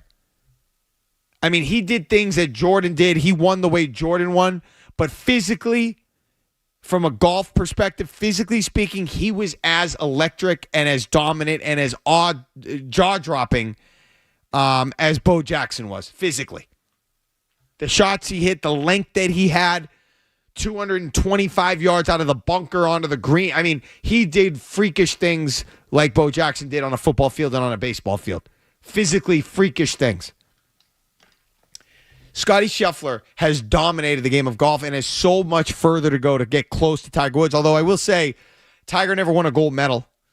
Not his fault. They didn't have gold medals in golf. They didn't have golf at the Summer Olympics. But Scottie has a gold medal. Never won before. Damn good year. So I just don't think he's ever going to be able to match Tiger Woods. Forget about the accolades and the trophies. But the visuals, which matter. Visuals matter. As good as he is, he's never going to approach the mystique, the aura, or the legend of Tiger Woods. He's just not. I understand he got arrested. That was funny. But, Skaz, are you a golf guy? Yeah, huge golf guy. Huge golf guy. I worked in golf, yeah. Let's play golf. Absolutely. Okay. Anytime. Let me ask you this question. When you think of individual shots, specific individual shots from Scottie Scheffler, what's the first one or two that come to mind?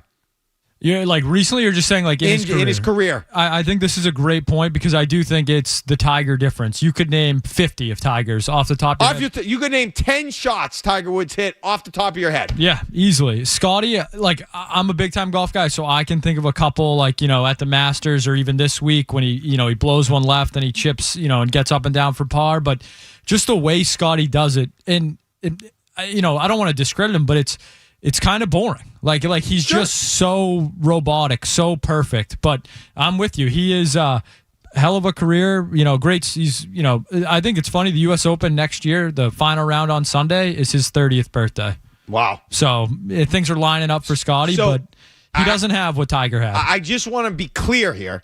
This is in no way an indictment on the greatness of Scottie Scheffler. No, it is just I'm just highlighting what Tiger Woods was. Scheffler is the balls. I mean, he is awesome. There is nothing that he's doing everything right. He is a legend, all those things. I'm just saying Tiger Woods, so that up and down you brought up, that was ridiculous. I know he was in the tall stuff on the hill. He gets up and down. Tiger, what would Tiger have done there? Something out like he would have either thrown it 30 yards in the air or chipped and done it. What? Where would the ball have ended up probably? In the hole. In the hole. Yeah. Tiger probably would have made it. Now, I'm not trying to be over dramatic, but honestly, based on what we know, he probably would have somehow friggin' made that shot. It was ridiculous that Scheffler got up and down, which was, it was great to watch. That was so good. But Tiger probably would have made it. That's what Tiger Woods did. He made those shots. And I don't know how, but that's what he would make those shots. He was also like the definition of an escape artist too. Like Tiger would be in, Scottie doesn't really put himself in bad positions too often. Tiger would at times, and somehow, some way, he'd be 6 feet away from the hole afterwards, or he'd, wrap it around the trees, up and over, underneath. Like that was the Tiger difference. You didn't know what he was going to do next. And it was every part of his game. Every part of his game. It was the driving exhibition at the 2000 U.S. Open where he just put on an absolute display with the driver, or at the Masters. Okay, when he, I think it was 2001, the final round with Phil Mickelson, and there was I think they were on 12 or 11 or something like that. I forget what hole it was. Mickelson hits a bomb drive.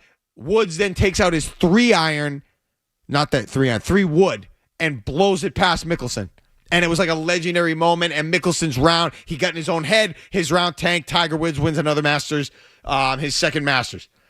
That's the legend of Tiger. So he did it with the driver. How many times did we see an unbelievable iron shot in the dark at the whatever tournament that was? Bridgestone back in the dark. Day, yeah. He see it with out of the bunker from 215 yards in Canada. We could go on and on. The hole-in-one at the 16th hole in Arizona. Like just these the shots at the Island Green. Then we're talking about the chip-ins, the short game. Okay, how many times did he get up and down at the Memorial? A flop shot that rolled in. Obviously, the 16th hole, 2005 Masters. The most famous shot, the chip in from that one. He had another one. He was playing in match play with somebody else. David Duval. You remember that one? World Off the side of the hill. That's impossible. Maybe my favorite Tiger shot. Impossible. It's ridiculous, yeah. Did he ever make a putt, you remember? You know? How about the players? Better than most. Better than most. Or the 2008 U.S. Open. Gotta have it. Anything different? Like, those are all, like, Scottie has none of that. And it's nothing against Scottie. But he has none of that. So I'm just saying, you got it. If you're talking about the greatest of all time, that's the stuff Jordan had. That's the stuff, the greatest. Tiger and Jordan probably stand alone in that. And then Tom Brady obviously is right there from a resume perspective. I don't know if he had, because he just wasn't as physically freakish as Woods or Jordan were in their sports. But that's what Woods had. Can I give you my one Jordan critique? And I know you're not going to like this. That's fine. But he quit. Sure. That's good. I just, and look, he's the GOAT. He's the best basketball player ever, but I don't think the quitting gets held against him at all. That's a good point, and it should. Like if Scottie walked away for 3 years like tomorrow, people would be pissed. People would be like, this guy doesn't care. He's not a winner. He doesn't want to. But if he came back and won, then I guess that, winning cures everything. I just think the Jordan quitting thing is really, really just, brushed to the side. Sure. And he wasn't gone for super long. How many seasons did he miss? He missed the 2, right? 90, was it 93 to 95? He came back at the end of the 94-95 season, but wasn't ready to play. So, yeah, it was the 93-94 season. And then the 94, and he came back in like March of 95. So it was like almost 2 seasons. And speaking of that, let's go back to Tiger Woods for a second. So I consume every inch of content Tiger Woods. I've read all the books. The Tiger Woods book with Armin Kantayan, if you're interested, it was excellent. Excellent. I read The Big Miss with Hank Haney. So I've read all those things. The biggest travesty with Tiger Woods was that he just pissed away his 30s. A lot of golfers are very productive. A lot of them win their first majors in their 30s, and he basically blew his entire 30s between the women and the army training and the weight training and the injuries and all the above. He blew it. So that's a huge disappointment because he could have gotten to Jack, and that's why I talked about Drake May earlier. And being grounded with his wife and getting married, I think that's a huge advantage Scottie Scheffler has. It was what Jack Nicklaus had. Hey, you just won your 3rd U.S. Open? Great. Don't forget to get the milk on the way home. Keep your ass in line. Scottie, he's not going to be distracted by waitresses and these stupid distractions that whatever Tiger got infatuated with. He's going to be grounded. I don't know, maybe he gets disinterested in golf based on some of his comments. Tiger certainly didn't have that. He wanted to crush everyone. He lived and breathed the sport. I think for me and Tiger, like if someone out there wants to thinks Scottie is on that level, there's like a 8 to 10 minute, I think it's a YouTube thing they put out. It's about the 97 Masters. Yeah. And it's Colin Montgomery being like, yeah, I've never even seen the kid hit a ball. Like, he's not that great. Like, I'm the world number 1. And then they show Colin Montgomery after watching Tiger, and he goes, he's the best player in the world. He's up by 2 shots. He'll be up by 7 tomorrow. And they go to Azinger and Faldo and these guys, and they're just like, yeah, he's the best player in the world. Like, it's not close. And that's like Tiger showed up, and everyone kind of just bowed down to him. It was totally different. He was physically, nobody could touch his length. His iron play was insane. And then obviously he made every putt he had to make. He was everything. He was everything. The only thing he didn't do was convert on his 30s because he got distracted by the women and being an athlete and having to be an Army Ranger because he had insecurities from his childhood and being a dork. So he had to prove that he was cool and that he was tough and he was an athlete and all this crap. Oh, man, that was so devastating that he couldn't finish that off and convert in that way. What was I going to say? It's just, what he was able to do, and I give Scottie Scheffler a ton of credit. I love Scheffler's game. But he cannot stack up to what Tiger Woods was. The fear factor. Maybe the fear factor is there a little bit. But Tiger Woods he dominated on every level of golf. And it was just so much fun to see how he would go about his business every damn week when he would not miss a cut. It was just out of control. The stories of his father, the killer instinct, the name, just the name. Tiger Woods. He can't stack up. We'll see what Scheffler is able to do. Again, he's older than, the pace he's on he's older than Tiger. But, man, it's just a shame he blew those years in his 30s because he could have done it all. 617-779-0985. If you want to chime in on the Tiger Woods stuff, fine. Scottie Scheffler. Talking Patriots and the Red Sox, who are about to lose in Philadelphia. We'll see what happens, but it's not looking good. More on that. Mark Dondero, 98.5, The Sports Hub. You're listening to Joe Murray on 98.5.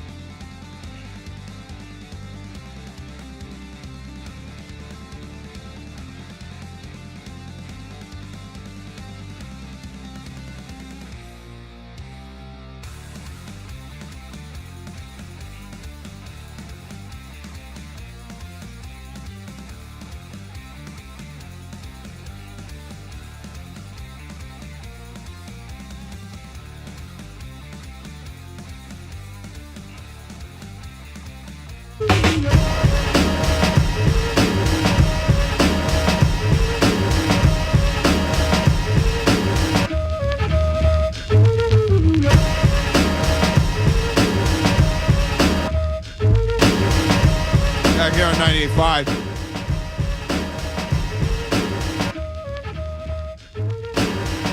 Damn it. What's going on? Mark Dondero in for Joe. Joe Murray Show. Sorry, I just had almonds. If I choke, that's why. Sorry, Skaz. Justin is in Worcester on Scottie Scheffler. Hey, Justin. How's it going? I completely understand how you're saying, like, oh, Scheffler is not doing what Tiger did, and it's like, oh my God, like, if Tiger didn't waste away his 30s, yeah, he probably would have had a couple more majors, but it seems a little bit disrespectful. Like, yeah, congratulations, Scheffler didn't, explore like the other side of life, and now he has a better opportunity to match those majors. But it's golf. It's not football. It's not basketball. Blah blah blah. Scheffler is on pace to match Tiger, and I love Tiger. And it's just I feel like you guys are talking a little bit disrespectful about him. Like, God forbid, he didn't do it in the most dramatic of ways that Tiger did it, and I understand that. Tiger, you're not going to replicate that ever. But as far as the numbers and the majors are concerned, he's on pace and he can be that guy. You know what I mean? So at this point in their careers, Scheffler is on pace to be Tiger. Can he do it? No, he's can not. Can I predict the next 15 years out of it? No, I absolutely cannot. But put a little bit more respect on my guy's name. You know what I mean? All right, that's fair. But here's the problem. Okay, two things going against Scottie Scheffler. If you're talking about taking Tiger's title or something like that. Number one is his age. He's 29. Okay? It's going to only get harder. Tiger, like I said, was 24 when he achieved the fourth major championship.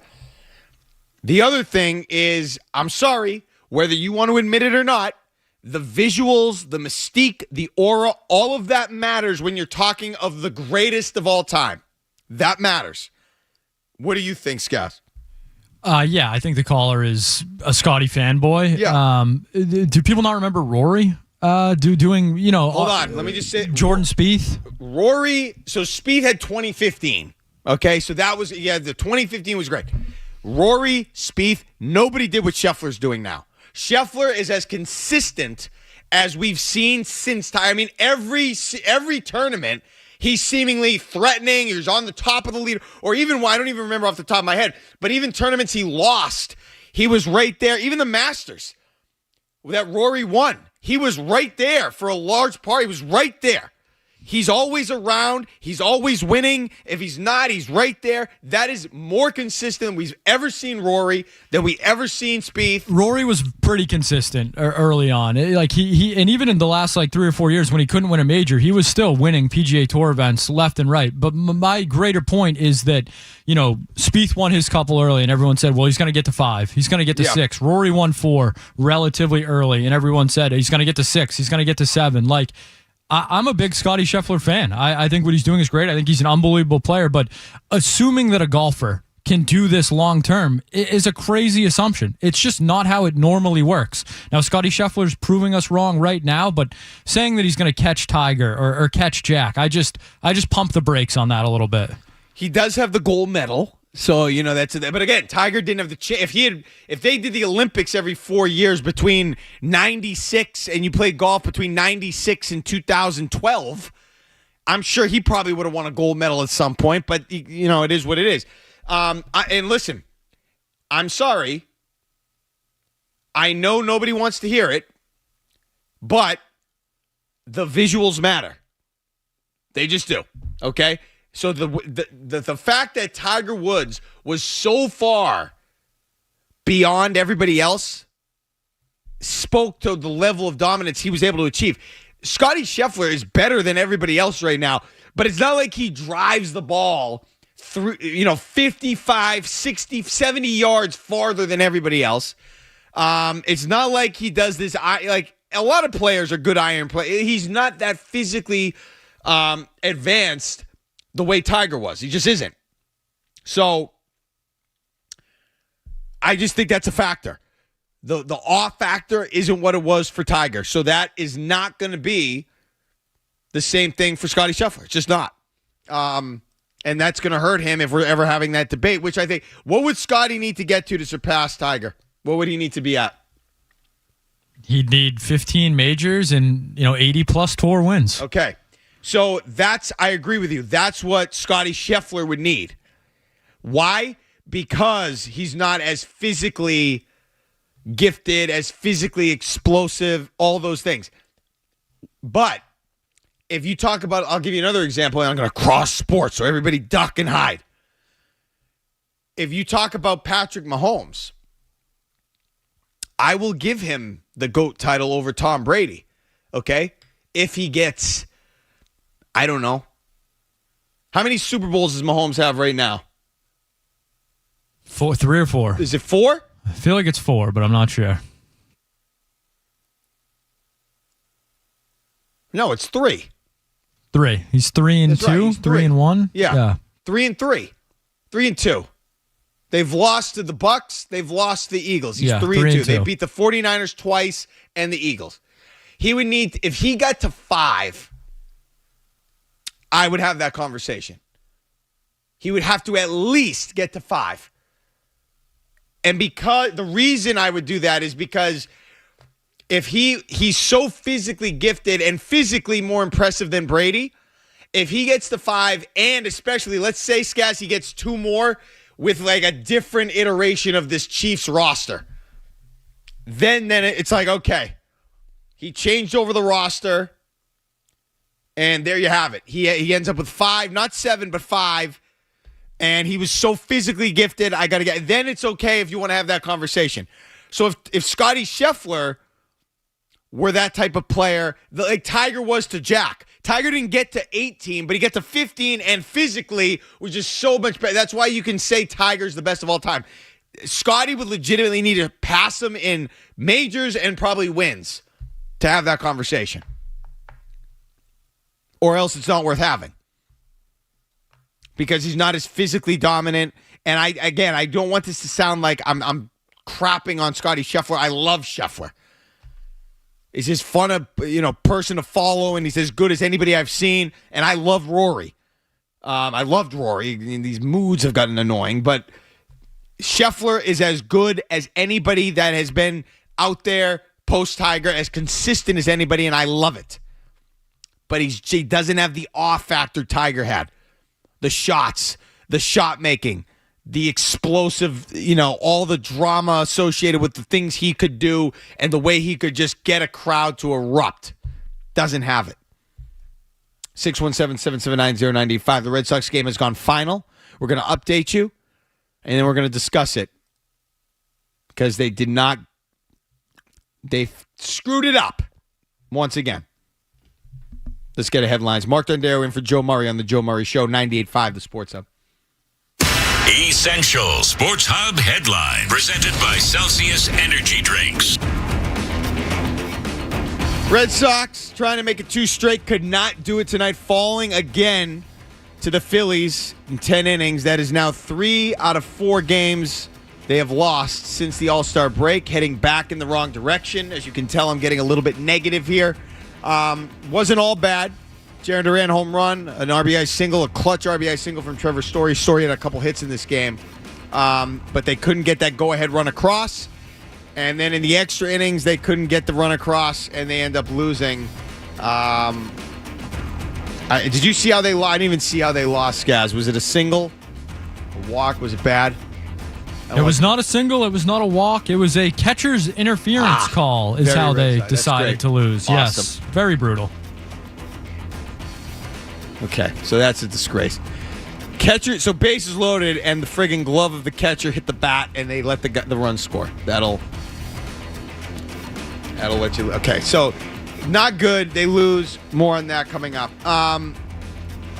Elsewhere, Patriots open up training camp Wednesday. Titans quarterback Will Levis done for the season. He had shoulder surgery, so the First team reps are going to go to the first overall pick of the draft this year, Cam Ward. Scheffler, first name Scottie, he was at the Happy Gilmore 2 premiere tonight. That was one day after winning the Open Championship.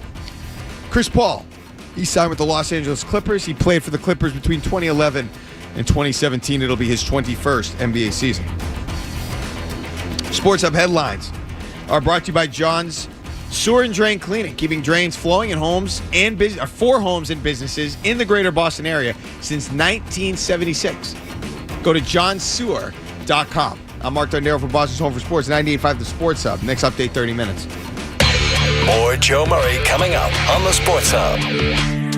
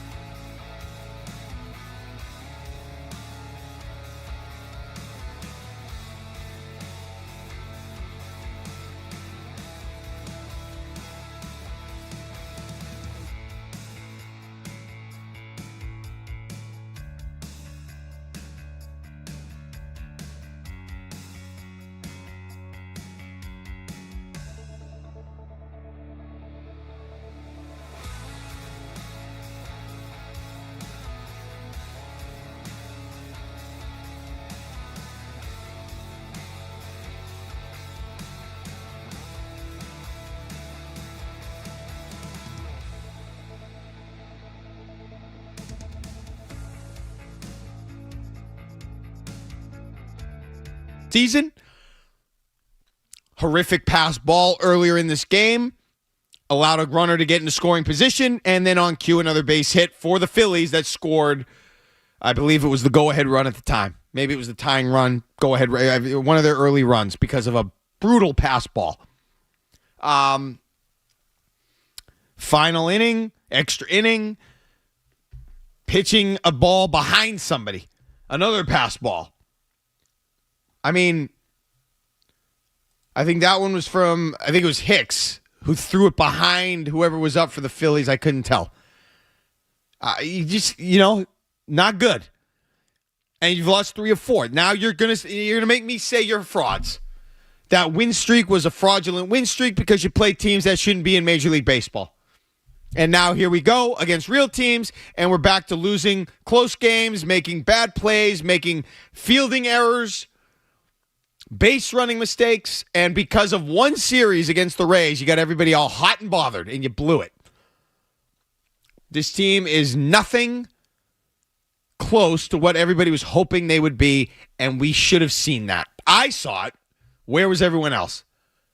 Intoxicated.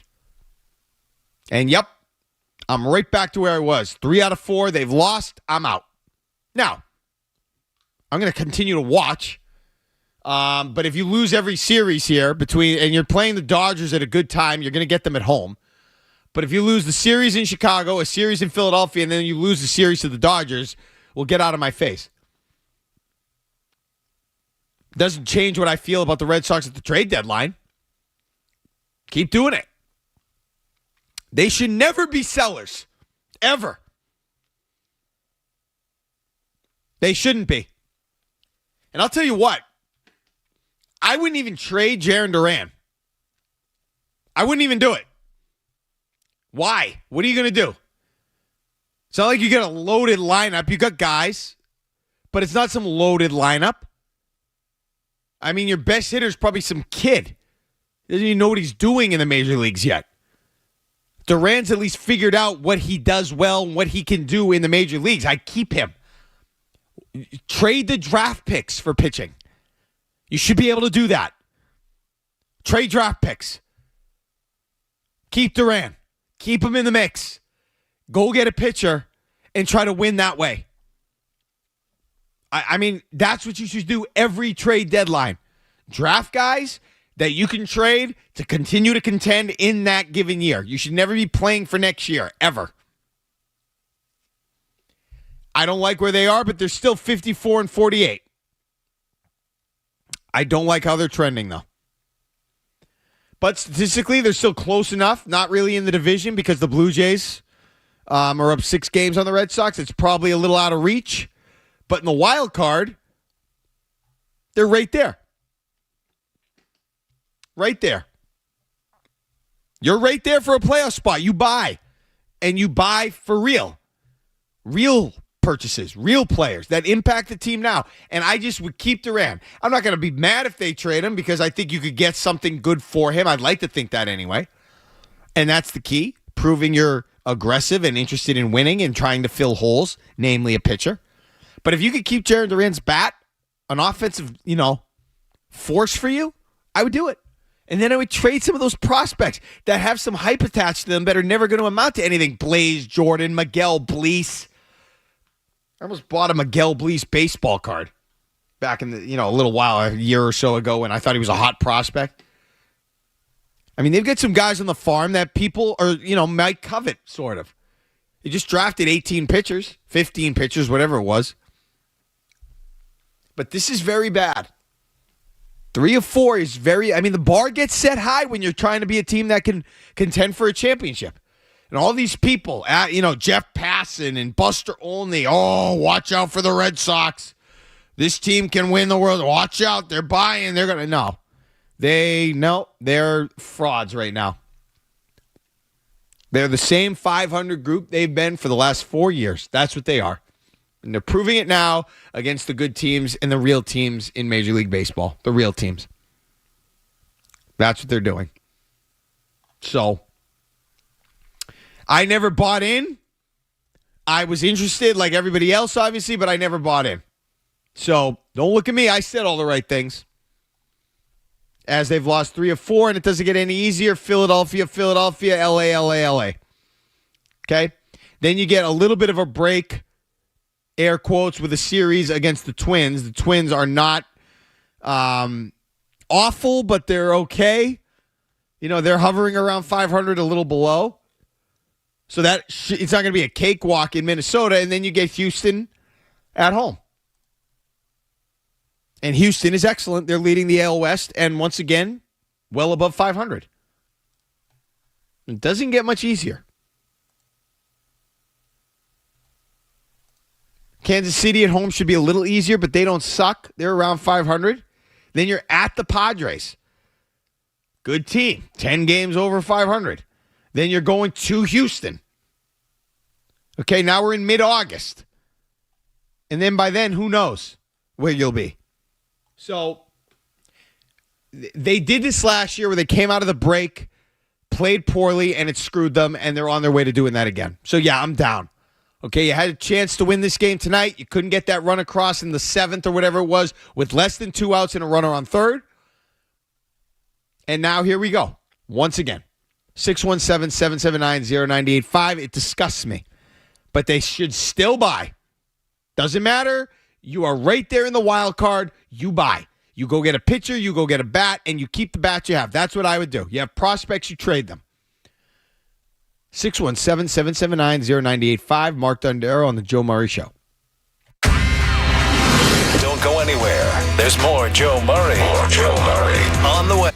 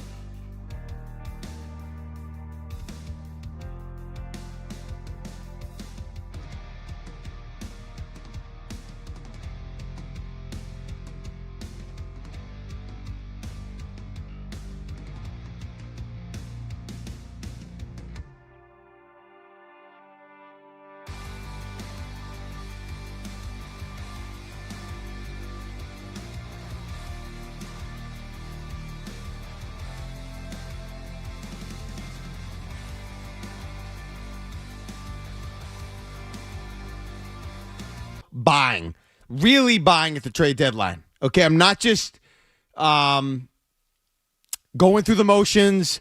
I'm not buying something that's completely irrelevant just to say that I bought, even though it doesn't impact the team in any way, shape, or form. I'm not doing that. I'm actually going to buy somebody that can help me big time, an impact player. Okay, and if you can keep Jaren Duran, I'm not against trading him if that's what the deal calls for, and it's really a good deal, a good package that you could get back. But I keep the bat. Trade the prospects. Trade them. Trade the kids on the farm that you can generate some hype with that could get a deal done. Trade them. For once, can we keep the Major League team with Major League players? Can we do that? Major League hitters, Major League arms, Major League roster on the Major League squad. Please. Let's do that. Okay, that's what I need to have happen if I'm the Red Sox, because 3 of 4 is just bad. You know, once again, situational baseball, you don't get it done. You have the go-ahead run on third base, less than 2 outs. And who didn't come through there? I'm going to look it up. I mean, those are the types of games you need to win if you're going to be the team that you want people to be. The Phillies are a good team. They're 57-43. They're 32-18 at home. It's a tough team to play. You got to find a way. Walker Buehler did some good things tonight. That was a positive. Struck some guys out and do some double plays.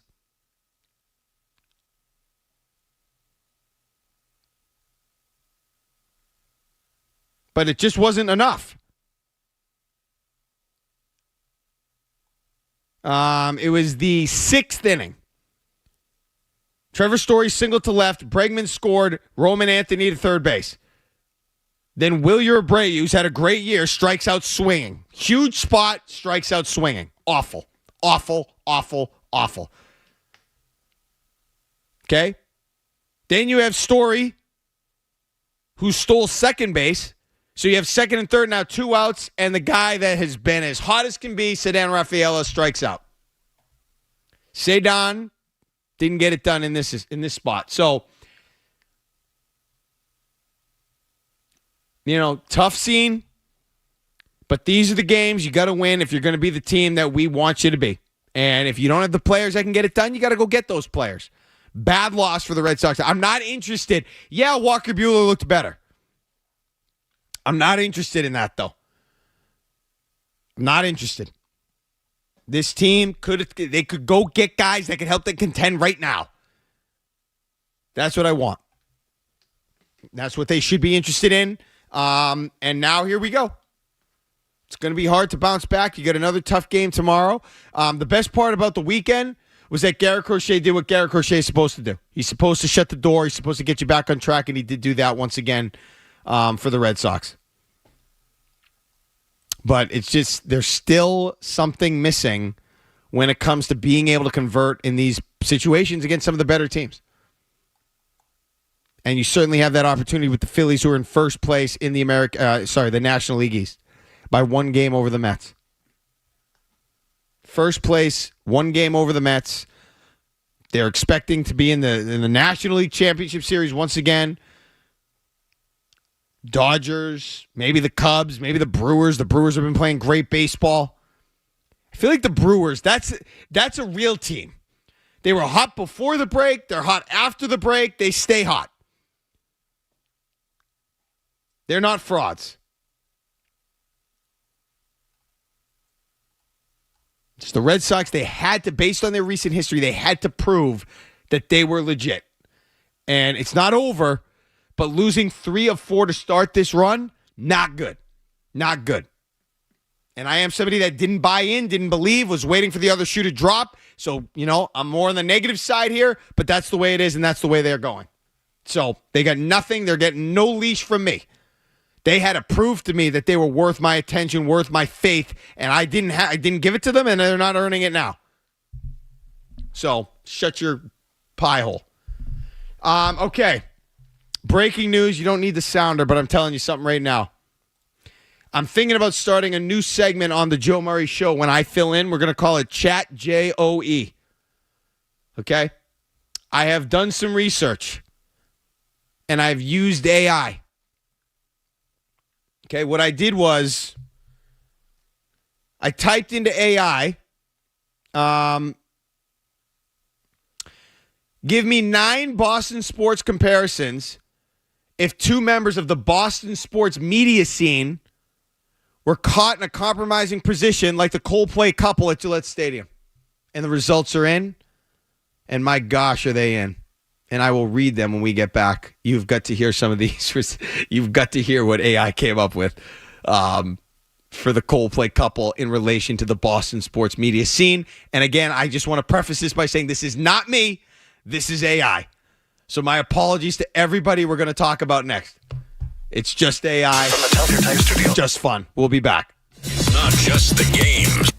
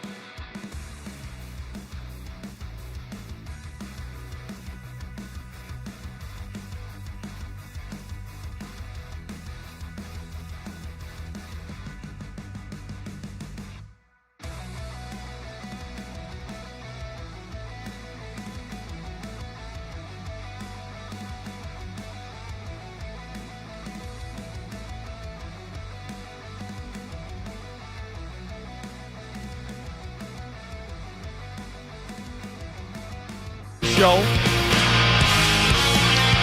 So obviously there's been a lot of discussion about the Coldplay couple. We talked about it. Kendra and I on the show on Saturday discussed it. Adultery, affairs. I still don't understand the whole situation in terms of they were canoodling in the box. They're having a secret affair, but they're out in public cuddling. Coldplay concert, out on a date, essentially. I know they were with work. I don't know.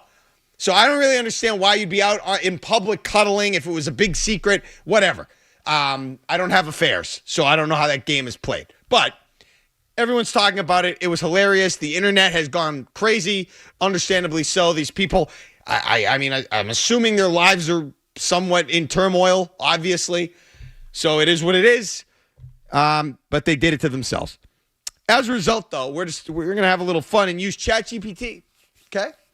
So if you missed it, I asked ChatGPT to give me 9 Boston sports comparisons if 2 members of the Boston sports media were seen in a compromising position at a Coldplay concert at Gillette Stadium. This is what ChatGPT came up with. Okay, here are the 9 scenarios that they came up with. Names, situations, all of the above. Number 1, Felger and Maz caught cuddling during a Patriots game. Like Belichick hugging Brady, this is the commentary. Like Belichick hugging Brady at midfield. Unexpected, tense, and oddly emotional.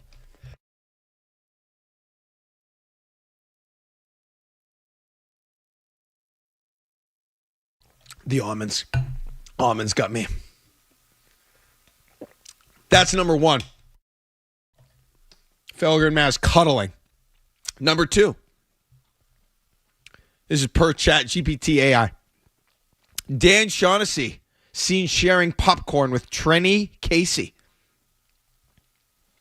Like Pedro Martinez and Don Zimmer making peace. Nobody saw it coming, but now we're all intrigued. That'd be crazy. Do they have a bad relationship? I don't know anything about their professional relationship, so that would be crazy. Number 3, Michael Hawley and Michael Felger holding hands in a press box. Like KG and Ray Allen sitting courtside together after years of beef. Boston fans wouldn't know how to process it. Oh, here's another one. Number 4, Tony Maserati whispering sweet nothings to Alex Reamer. Like Bobby Valentine hugging a WEEI producer. Strange, surreal, and maybe career-ending. Chat, this is AI. Okay, here's another one. Alex, check that. Adam Jones and Lou Merlone slow dancing on the field post-game. Like Paul Pierce returning in a Lakers jersey, completely off-brand and bound to break some hearts. Number 5. Number 6. Bob Sosi and Scott Zolak caught making out under the lighthouse at Gillette. Like Tom Brady planting one on Gronk during a retirement ceremony. Beautiful, chaotic, and very on brand for Zoe. That's what ChatGPT said, not me. Okay. Number 7. Chad Finn and Jim Murray sharing a beer and a blanket in the stands. Like Theo Epstein and John Henry reconciling over a Sox-Yankees game. Confusing, but compelling. Okay? I don't get this next one, so I'm going to leave it alone. Number 9, Tommy Curran and Albert Breer having a not-so-subtle romantic moment in the parking lot. Like Spygate and Deflategate hooking up. Dramatic, messy, and guaranteed to lead to a 30 for 30. That's what ChatGPT came up with. All of it is fiction, obviously not true, but that was what ChatGPT came up with if we were going to link Boston sports media people with the Coldplay couple. Crazy. I don't know where it got these ideas from, but I kind of love the thought of some of these scenarios playing. I mean, it's just funny to think about. Okay. I don't understand. I don't understand where. I shouldn't say that. I do understand why there is such an appetite for this type of story. People love a good downfall. And it happened here in Boston, so it's sort of local. People can make jokes. The internet has gone crazy. So it is what it is. It's funny to me. I mean, the one with Patrick Mahomes and the ref is just gold. I saw one with Fozzie Bear and Piggy, Miss Piggy. That was gold. there's a lot of different things associated with the explosiveness of this situation. But my hope is that it's not the most explosive thing to come out of Gillette Stadium this year. That'd be nice. If the football team could offer some of that, some things, I think that would be really helpful for all of us. Deshaun is in Virginia, wants to talk about the Patriots. Hey, Deshaun. How you doing? What's up, man? Good. What I want to talk about is, I think that most people really understand the Patriots when it comes to just how good the roster has become, especially on the defense side of the ball, because I think most teams, when they talk about the teams on their roster, I feel like most teams get overrated just because they had one good year, just like with Washington, for example, or just like with Houston Texans, for example. But the Patriots also got some pretty good corners that these other good people have to see, too. They have a pretty good secondary that these other teams have to see as well. They want to talk about their non-superstar power on the other side of the ball, but there's only about a good handful of superstars, across the league, just in general. There's even some contenders that don't have superstar receivers. But yet again, they talk about the Patriots not having enough to actually being a legit team. And I'm saying to myself, like this team actually has a really, really good chance to really surprise a lot of people. They actually could be a lot better than what most people think. That's all I wanted to say. I'm with you, Deshaun. I think that the Patriots do have more talent to be. I mean, we had Warren Sharp. I don't know if he works for ESPN or he's one of those. He analyzes football. He had them with a 23rd ranked front seven. Really? I mean, where does that come from? You made the biggest splash in free agency getting Milton Williams. You picked up Harold Landry. You got the kid, this Joshua Farmer from Florida State is supposed to be able to make a play or two. Christian Barmore is supposedly over the blood clots. You've got other players. Keon White, we still don't know exactly what but you've got a lot of hype associated with that group. Not to mention with some of the linebackers that they've brought in. It feels like that's a situation that should be trending upward for the Patriots. I don't know why you'd put them at 23. That makes no sense to me. And the only superstar that really, really matters right now is Drake May. If Drake May turns into a superstar, do you know how many other stars will emerge around him if he is truly a superstar? There will be a few other guys that turn into straight-up stars because of their exposure to Drake May. And that's real. So we're going to have to wait and see how that all transpires. It's going to happen soon. It's going to happen fast. But if Drake May turns into the quarterback that we're hoping for Drake May to turn into, you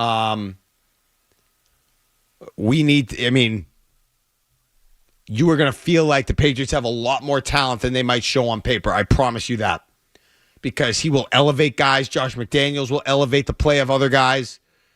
And they will win games. And those guys that are out there are going to make plays to help that happen.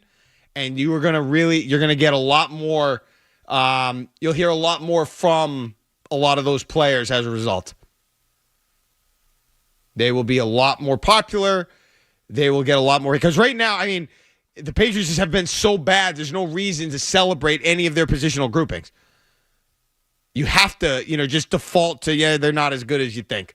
They're not going to be that good. But we've seen it in this league a million times. They could be that good. They could be that good. And the other question, which would help them, is their schedule, which I'm asking, is it as weak as it looks? And we'll talk about that next, because Mike Reese was on with Toucher and Hardy this morning and made it clear that 9+ wins is not out of the question. Not out of the question. So, I don't know. Doesn't look like a gauntlet of teams are going to play. I know it's the NFL and everybody can pop.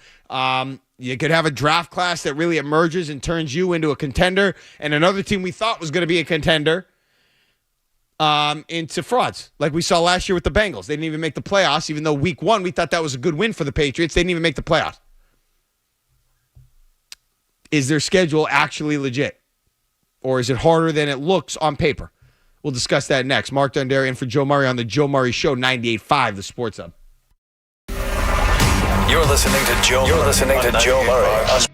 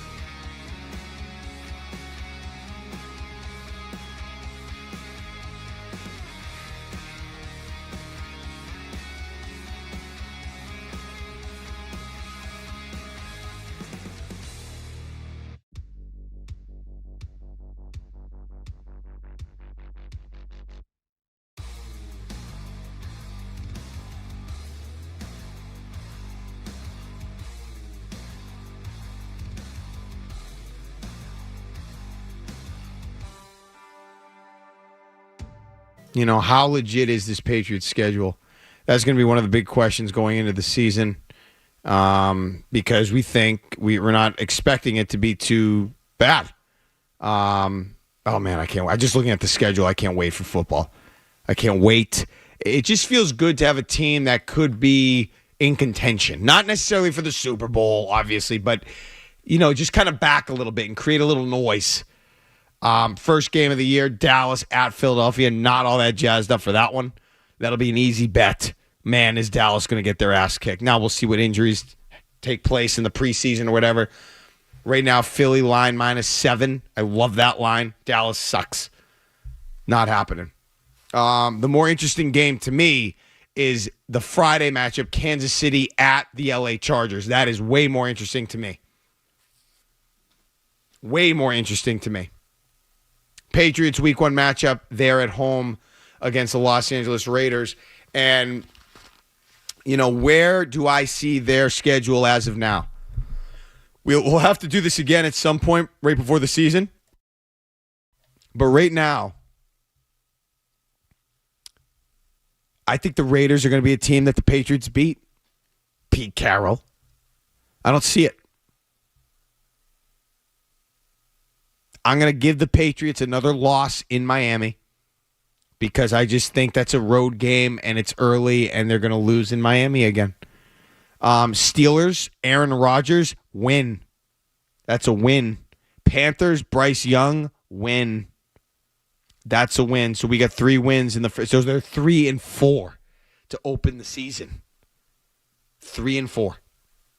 Check that. 3 and 1. 3 of 4 wins to open the season. They're 3 and 1. At the Bills, respect. I'll give them the loss in that one. 3 and 2. At the Saints, no quarterback. Nope. That's a win. 4 and 2. At the Titans, Cam Ward, not happening. Mike Vrabel going home. Another win. Okay, 5 and 2. Browns come to Gillette. That's a win. Browns come to Gillette. That's a win. Falcons then come to Gillette. Falcons. I'm going to say loss there. It'll be a surprising loss, but they've got weapons. They're going to come in here. The quarterback, whoever it is, will have a good day. If it's Penix, if it's Cousins, they're going to have a good day. Win for the Falcons. At the Bucks. Loss. Jets at home. That's a win. Don't buy into the Jets yet. That's a win for them. The Patriots. Bengals. Loss. Joe Burrow's going to be back. They're going to play. They're going to have that game from last year in their mind. They're going to lose that game. Giants at home, win. Bills at home, loss. Ravens in Baltimore, that's a loss. Jets at Jets, that's a win. Dolphins, that's a win. So how many wins? I didn't actually have as many wins as I thought. 1, 2, 3, 4, 5, 6, 7, 8, 9. I have them at 11 wins. Look at this. And I didn't even think I had as many as I thought I was going to have. I'm telling you, man, they've got double-digit wins is on the table. I mean, I had them losing twice to the Bills. I had them losing to the Falcons at home. I had them losing at Miami. I had them losing to the Bucks and the Bengals. And I still got,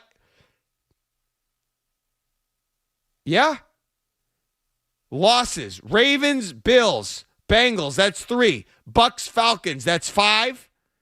Bills, Dolphins, that's 7. 10 and 7.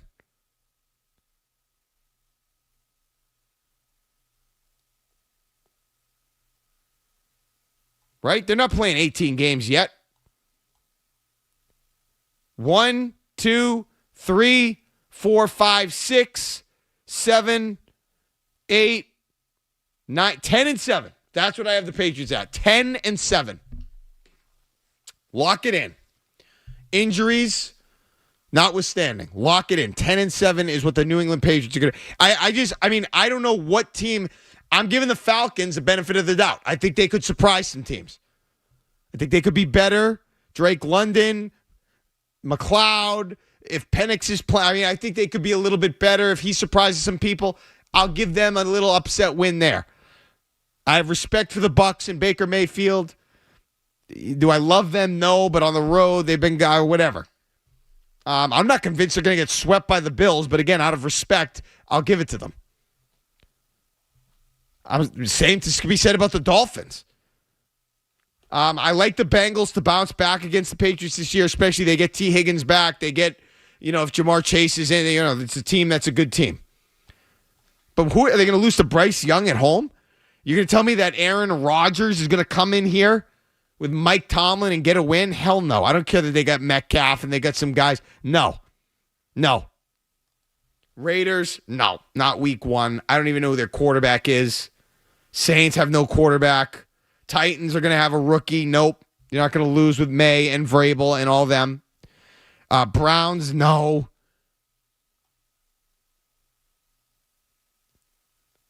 Ten and 7. 10 and 7.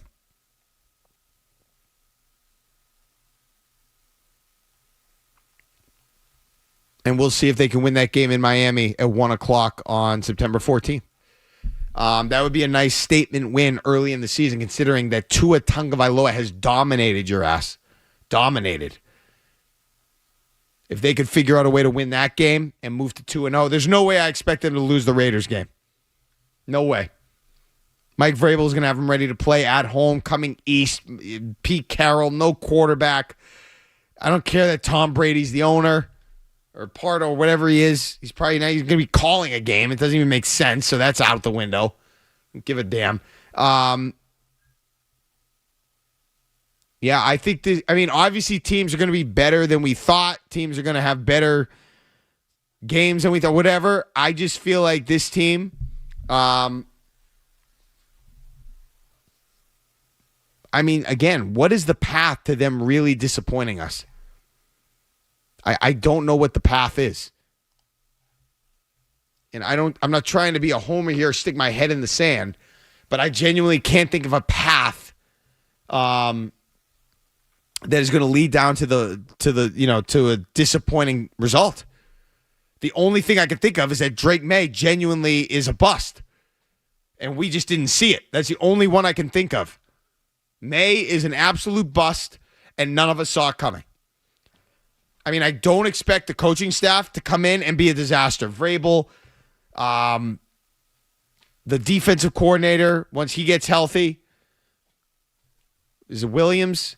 McDaniels, I don't think that's going to be a bust, a fraud. I think the roster is genuinely better, and I think that they'll finally figure out a way to allow for some of their draft picks to shine. I can't imagine they're as bad in the draft as they were last year. So I have a hard time viewing a path to real disappointment for the Patriots. It would have to be that Drake May is simply a fraud. He is simply unable to get it done and is not able to play NFL football appropriately enough or be productive enough. That's the only thing I can see, and I don't buy into that. So, that's the way I feel about the schedule and the team. I'm not sure what you're going to need to see for me to go in a different direction. I feel like they are what they need to be. They're where they need to be. They've got the help, and if those draft picks hit, they'll be on a different level. 617-779-0985. When we get back, a quick Celtics thought. Get back to anything Patriots, Red Sox, movie sequels, whatever you want. Mark Dondero on the Joe Murray Show, 98.5, the Sports Hub. Let's get a headlines. Essential Sports Hub headline presented by Celsius Energy Drinks. Red Sox could not get it done tonight in Philadelphia. They've dropped their third game in their last 4 tries since the All-Star break, heading in the wrong direction.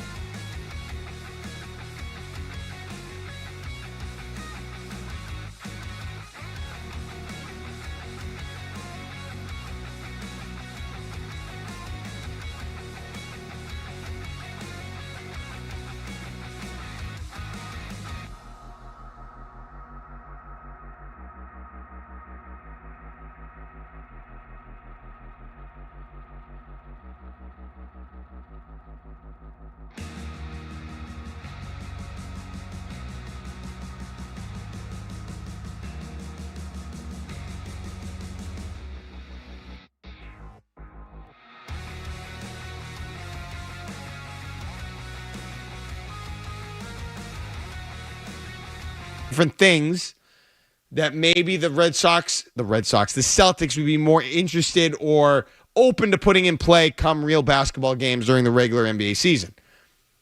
I wonder if that had anything to do with taking less threes.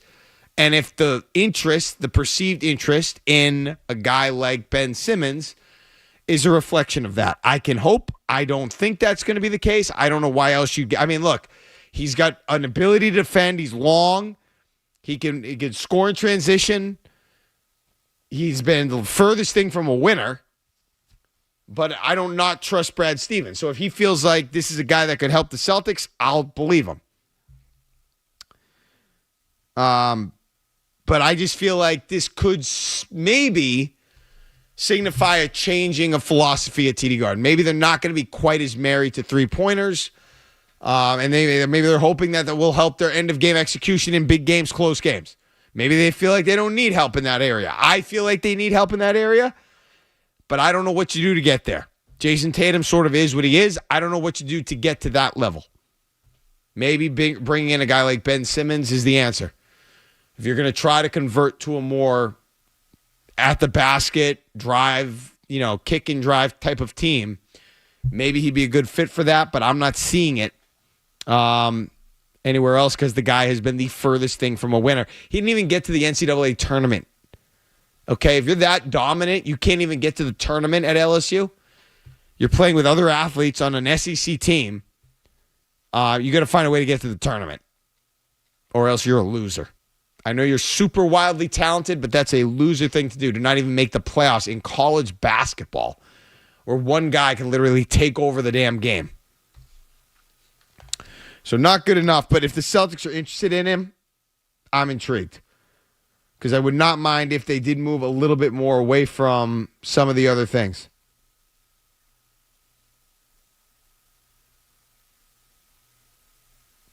Okay, feedback on Twitter. Squeaking all fired up about nothing. Volume up, volume down, whatever. I'm passionate about some of the topics. If I get fired up, I get a little more animated. That's what we're doing here. Another worst sequel of all time, Deuce Bigalow 2. Can't say I ever saw it. Didn't even know there was a Deuce Bigalow 2. Deuce Bigalow Male Gigolo, I remember that movie. But I did not know there was a sequel. Sort of alarming how many sequels are out that I've never even heard of. That's not a good thing for the film. So, whatever. We were talking a lot about movie sequels earlier in the night. I really haven't thought about new ones. I probably could. Is there any movie you could think of that doesn't have a sequel that you would love to see a sequel for? Well, they're making a sequel to Spaceballs. I'm a big Mel Brooks guy. I like, his silly movies, stuff like that. I love Mel Brooks. He is 90-something years old. I'm a little worried about Spaceballs, too. Okay. I don't have an answer for that off the top of my head. If I think about it for a second, I could probably conjure up something. I could conjure up anything, but it wouldn't necessarily make sense or lead to anything. I just feel like some of the movies, here's another one. I know this doesn't really count because there's been so many of them. We're going way back, but if we're just talking about 1 and 2, I thought Mission Impossible 2 was better than 1. Now, you're going back 25 years. But in a vacuum, I thought the second one was better than the first one. What movie would I love to see remade or as a sequel that doesn't currently have one? I don't really think about that much because, like I said, I'm usually wary about them being a lot worse. So I feel like you don't touch it. Was there a Ghostbusters too? There must have been. Yeah, and I have a feeling that was not good if neither of us have any real recollection of it. Let me throw one out there for you. Wedding Crashers 2. Such a good movie. Would you be into that? Would you be interested? It has to be Vince Vaughn and Owen Wilson. It has right? to be. Has to. Do you get like Bradley Cooper back as like another a-hole? Like, yeah, I don't know. Like Christopher Walken. Yeah, I would. You know what? It would be more about could you replicate that level of humor? I mean, I laughed my tail off during that. Yeah, I think that's a very funny movie. Like Will Ferrell. Does Will Ferrell come back for that? He has to. I feel like they have. You focus on him in the second one, maybe. What's he up to? If you don't have the two of them back, it wouldn't work. Even if you tried to bring in another guy, or I feel like you need them both back. And Rachel McAdams, I'd love to see. I'm a fan. I'd like to see them back, but that wouldn't be something you'd have to have necessarily. What's another one that would be an absolute a bonanza if it ever became if there was a sequel to it? I'm sure there's movies that were big that I'm not thinking of. But I mean, sports movies, you'd think there'd be some sports movies that could come back, be a sequel, and it would be a big deal. But like a movie like Miracle or Remember the Time, you can't really make a sequel to that. That would be forcing it. Could you do like Friday Night Lights too, and they win this time or something? Could be one. I like that. I feel like you could always tap into the high school football thing. I mean, they did it with the show. So maybe that takes it out of the running because of the show. There's got to be a good movie here. Good sports movies. Some I haven't seen. I don't know. A lot of the sports movies, they don't really lend themselves to, even though Mighty Ducks was able to do it. Coach Carter, Glory Road, all these different things. I feel like you can't really make a sequel. Has Field of Dreams ever had a sequel? I feel like that would be one you could do. That would be if they did it in like a modern day field, it wouldn't even have to be a cornfield. But I feel like you could come up with a script about a baseball field, call it Field of Dreams, and make it whatever you want. I would like to see a Field of Dreams. That's my answer, a Field of Dreams 2. Okay, well, some good news and some bad news. The bad news is they made a Field of Dreams 2. The good news is it's 3 minutes long and it's like a spoof, apparently. So still open to be made. So it actually, okay. I'm talking about a real, a drama, or I guess a real type of drama that takes you into a field that really gives meaning to someone's life. I feel like that would work.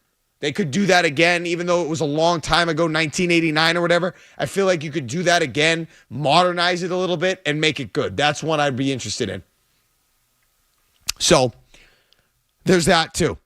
617-779-0985. Final break here. Let's get a quick call real quick. Tom in Quincy on AI. Hey, Tom. Yo. What's up, man? Listen, your whole AI model thing was epic, man. The content it produced and the themes it created. I mean, Jesus, that was some scary stuff to images. The images, see. Scary stuff is. Yeah, right. I mean, my God, Felger. I mean, he's gonna be coming after you tomorrow. But yo, man, just as an avid listener, bro, and a fan of yours, we're concerned, dude. Put down the almonds. You're like suffocating for air over there. You can hear like that whole delivery of that like the theme was great. But the delivery was like, bro, like you could tell you like needed a glass of water, dude. Put down the almonds, bro. We're worried about you, Mark. I appreciate Cheers. you, Tom. Thank you. And it's my own damn fault. There's no excuse. Somebody should talk to me. The bosses, somebody needs to say, don't eat. It happens every time. But there's such a good food for snacking. And, you're here late, I get a little hungry. Especially when you're talking, you get hungry. What kind of almonds we talking? The roasted, salted, Blue Diamond almonds. I usually have like a little tin of Smokehouse almonds in my bag for strictly that purpose right there. It's late, you need something to snack on that you don't feel horrible about. Crush a couple almonds. Yeah, you know what? I'll tell you what I should. I just don't always have them available. I should get like an apple. Healthy enough. It goes down smooth and it's over quickly. You can easily eat it during a break. That would be better. But I keep this bag I carry with me. I keep the almonds in it at all times. or this backpack that I have my headphones in that I bring into the station. I always keep the almonds in the bag. And then I eat them, and then I'll be fine, and then I end up choking. So it's ridiculous. I'm sorry. I try to put the mic off, and if you're watching, that's my bad. But it's just the way it is, and it's late. So, we're going to have like Apple Jacks, some cereal or something. I'm not doing that. So I go with the almonds, but I could go with something else, and I'll work on that. I'll be better. Jake is in the car, movie sequels. Hey, Jake. Hey, how you doing, guys? I joined a little bit late in the movie sequel conversation, but, I mean, I feel like any Will Ferrell movie is, especially from 10, 15 years ago, are the funniest movies of all times. I would say and Other Guys, too, with Mark Wahlberg would be great. An even better one would be Step Brothers 2. I'm just not sure if you guys have brought that up. No. One where was it? I can't remember if it's Derek or Brendan. Whoever played the Adam Scott character, Will Ferrell's character marries his wife in a Step Brothers 2, and it just kind of goes from there. I don't know. I feel like that could be a good sequel. There you go. So that's what I was looking for. That's what I couldn't think of. Thanks for the call. Jake, that's a good point. We haven't talked about Will Ferrell movies. That's what I was trying to think of. A movie that actually made sense. Okay, let me ask you this real quick. We're going to go to break. I'll ask you when we get back. We'll get a quick break in. We're going to wrap it up. A movie that actually made sense for a sequel. I feel like Field of Dreams could be that. Maybe Step Brothers 2 could be that. That's a good point. Some of the Will Ferrell movies. We did mention Elf, but nothing beyond that. 617-779-0985. Mark Dondero on the Joe Murray Show, in for Joe. Don't go anywhere. There's more Joe Murray.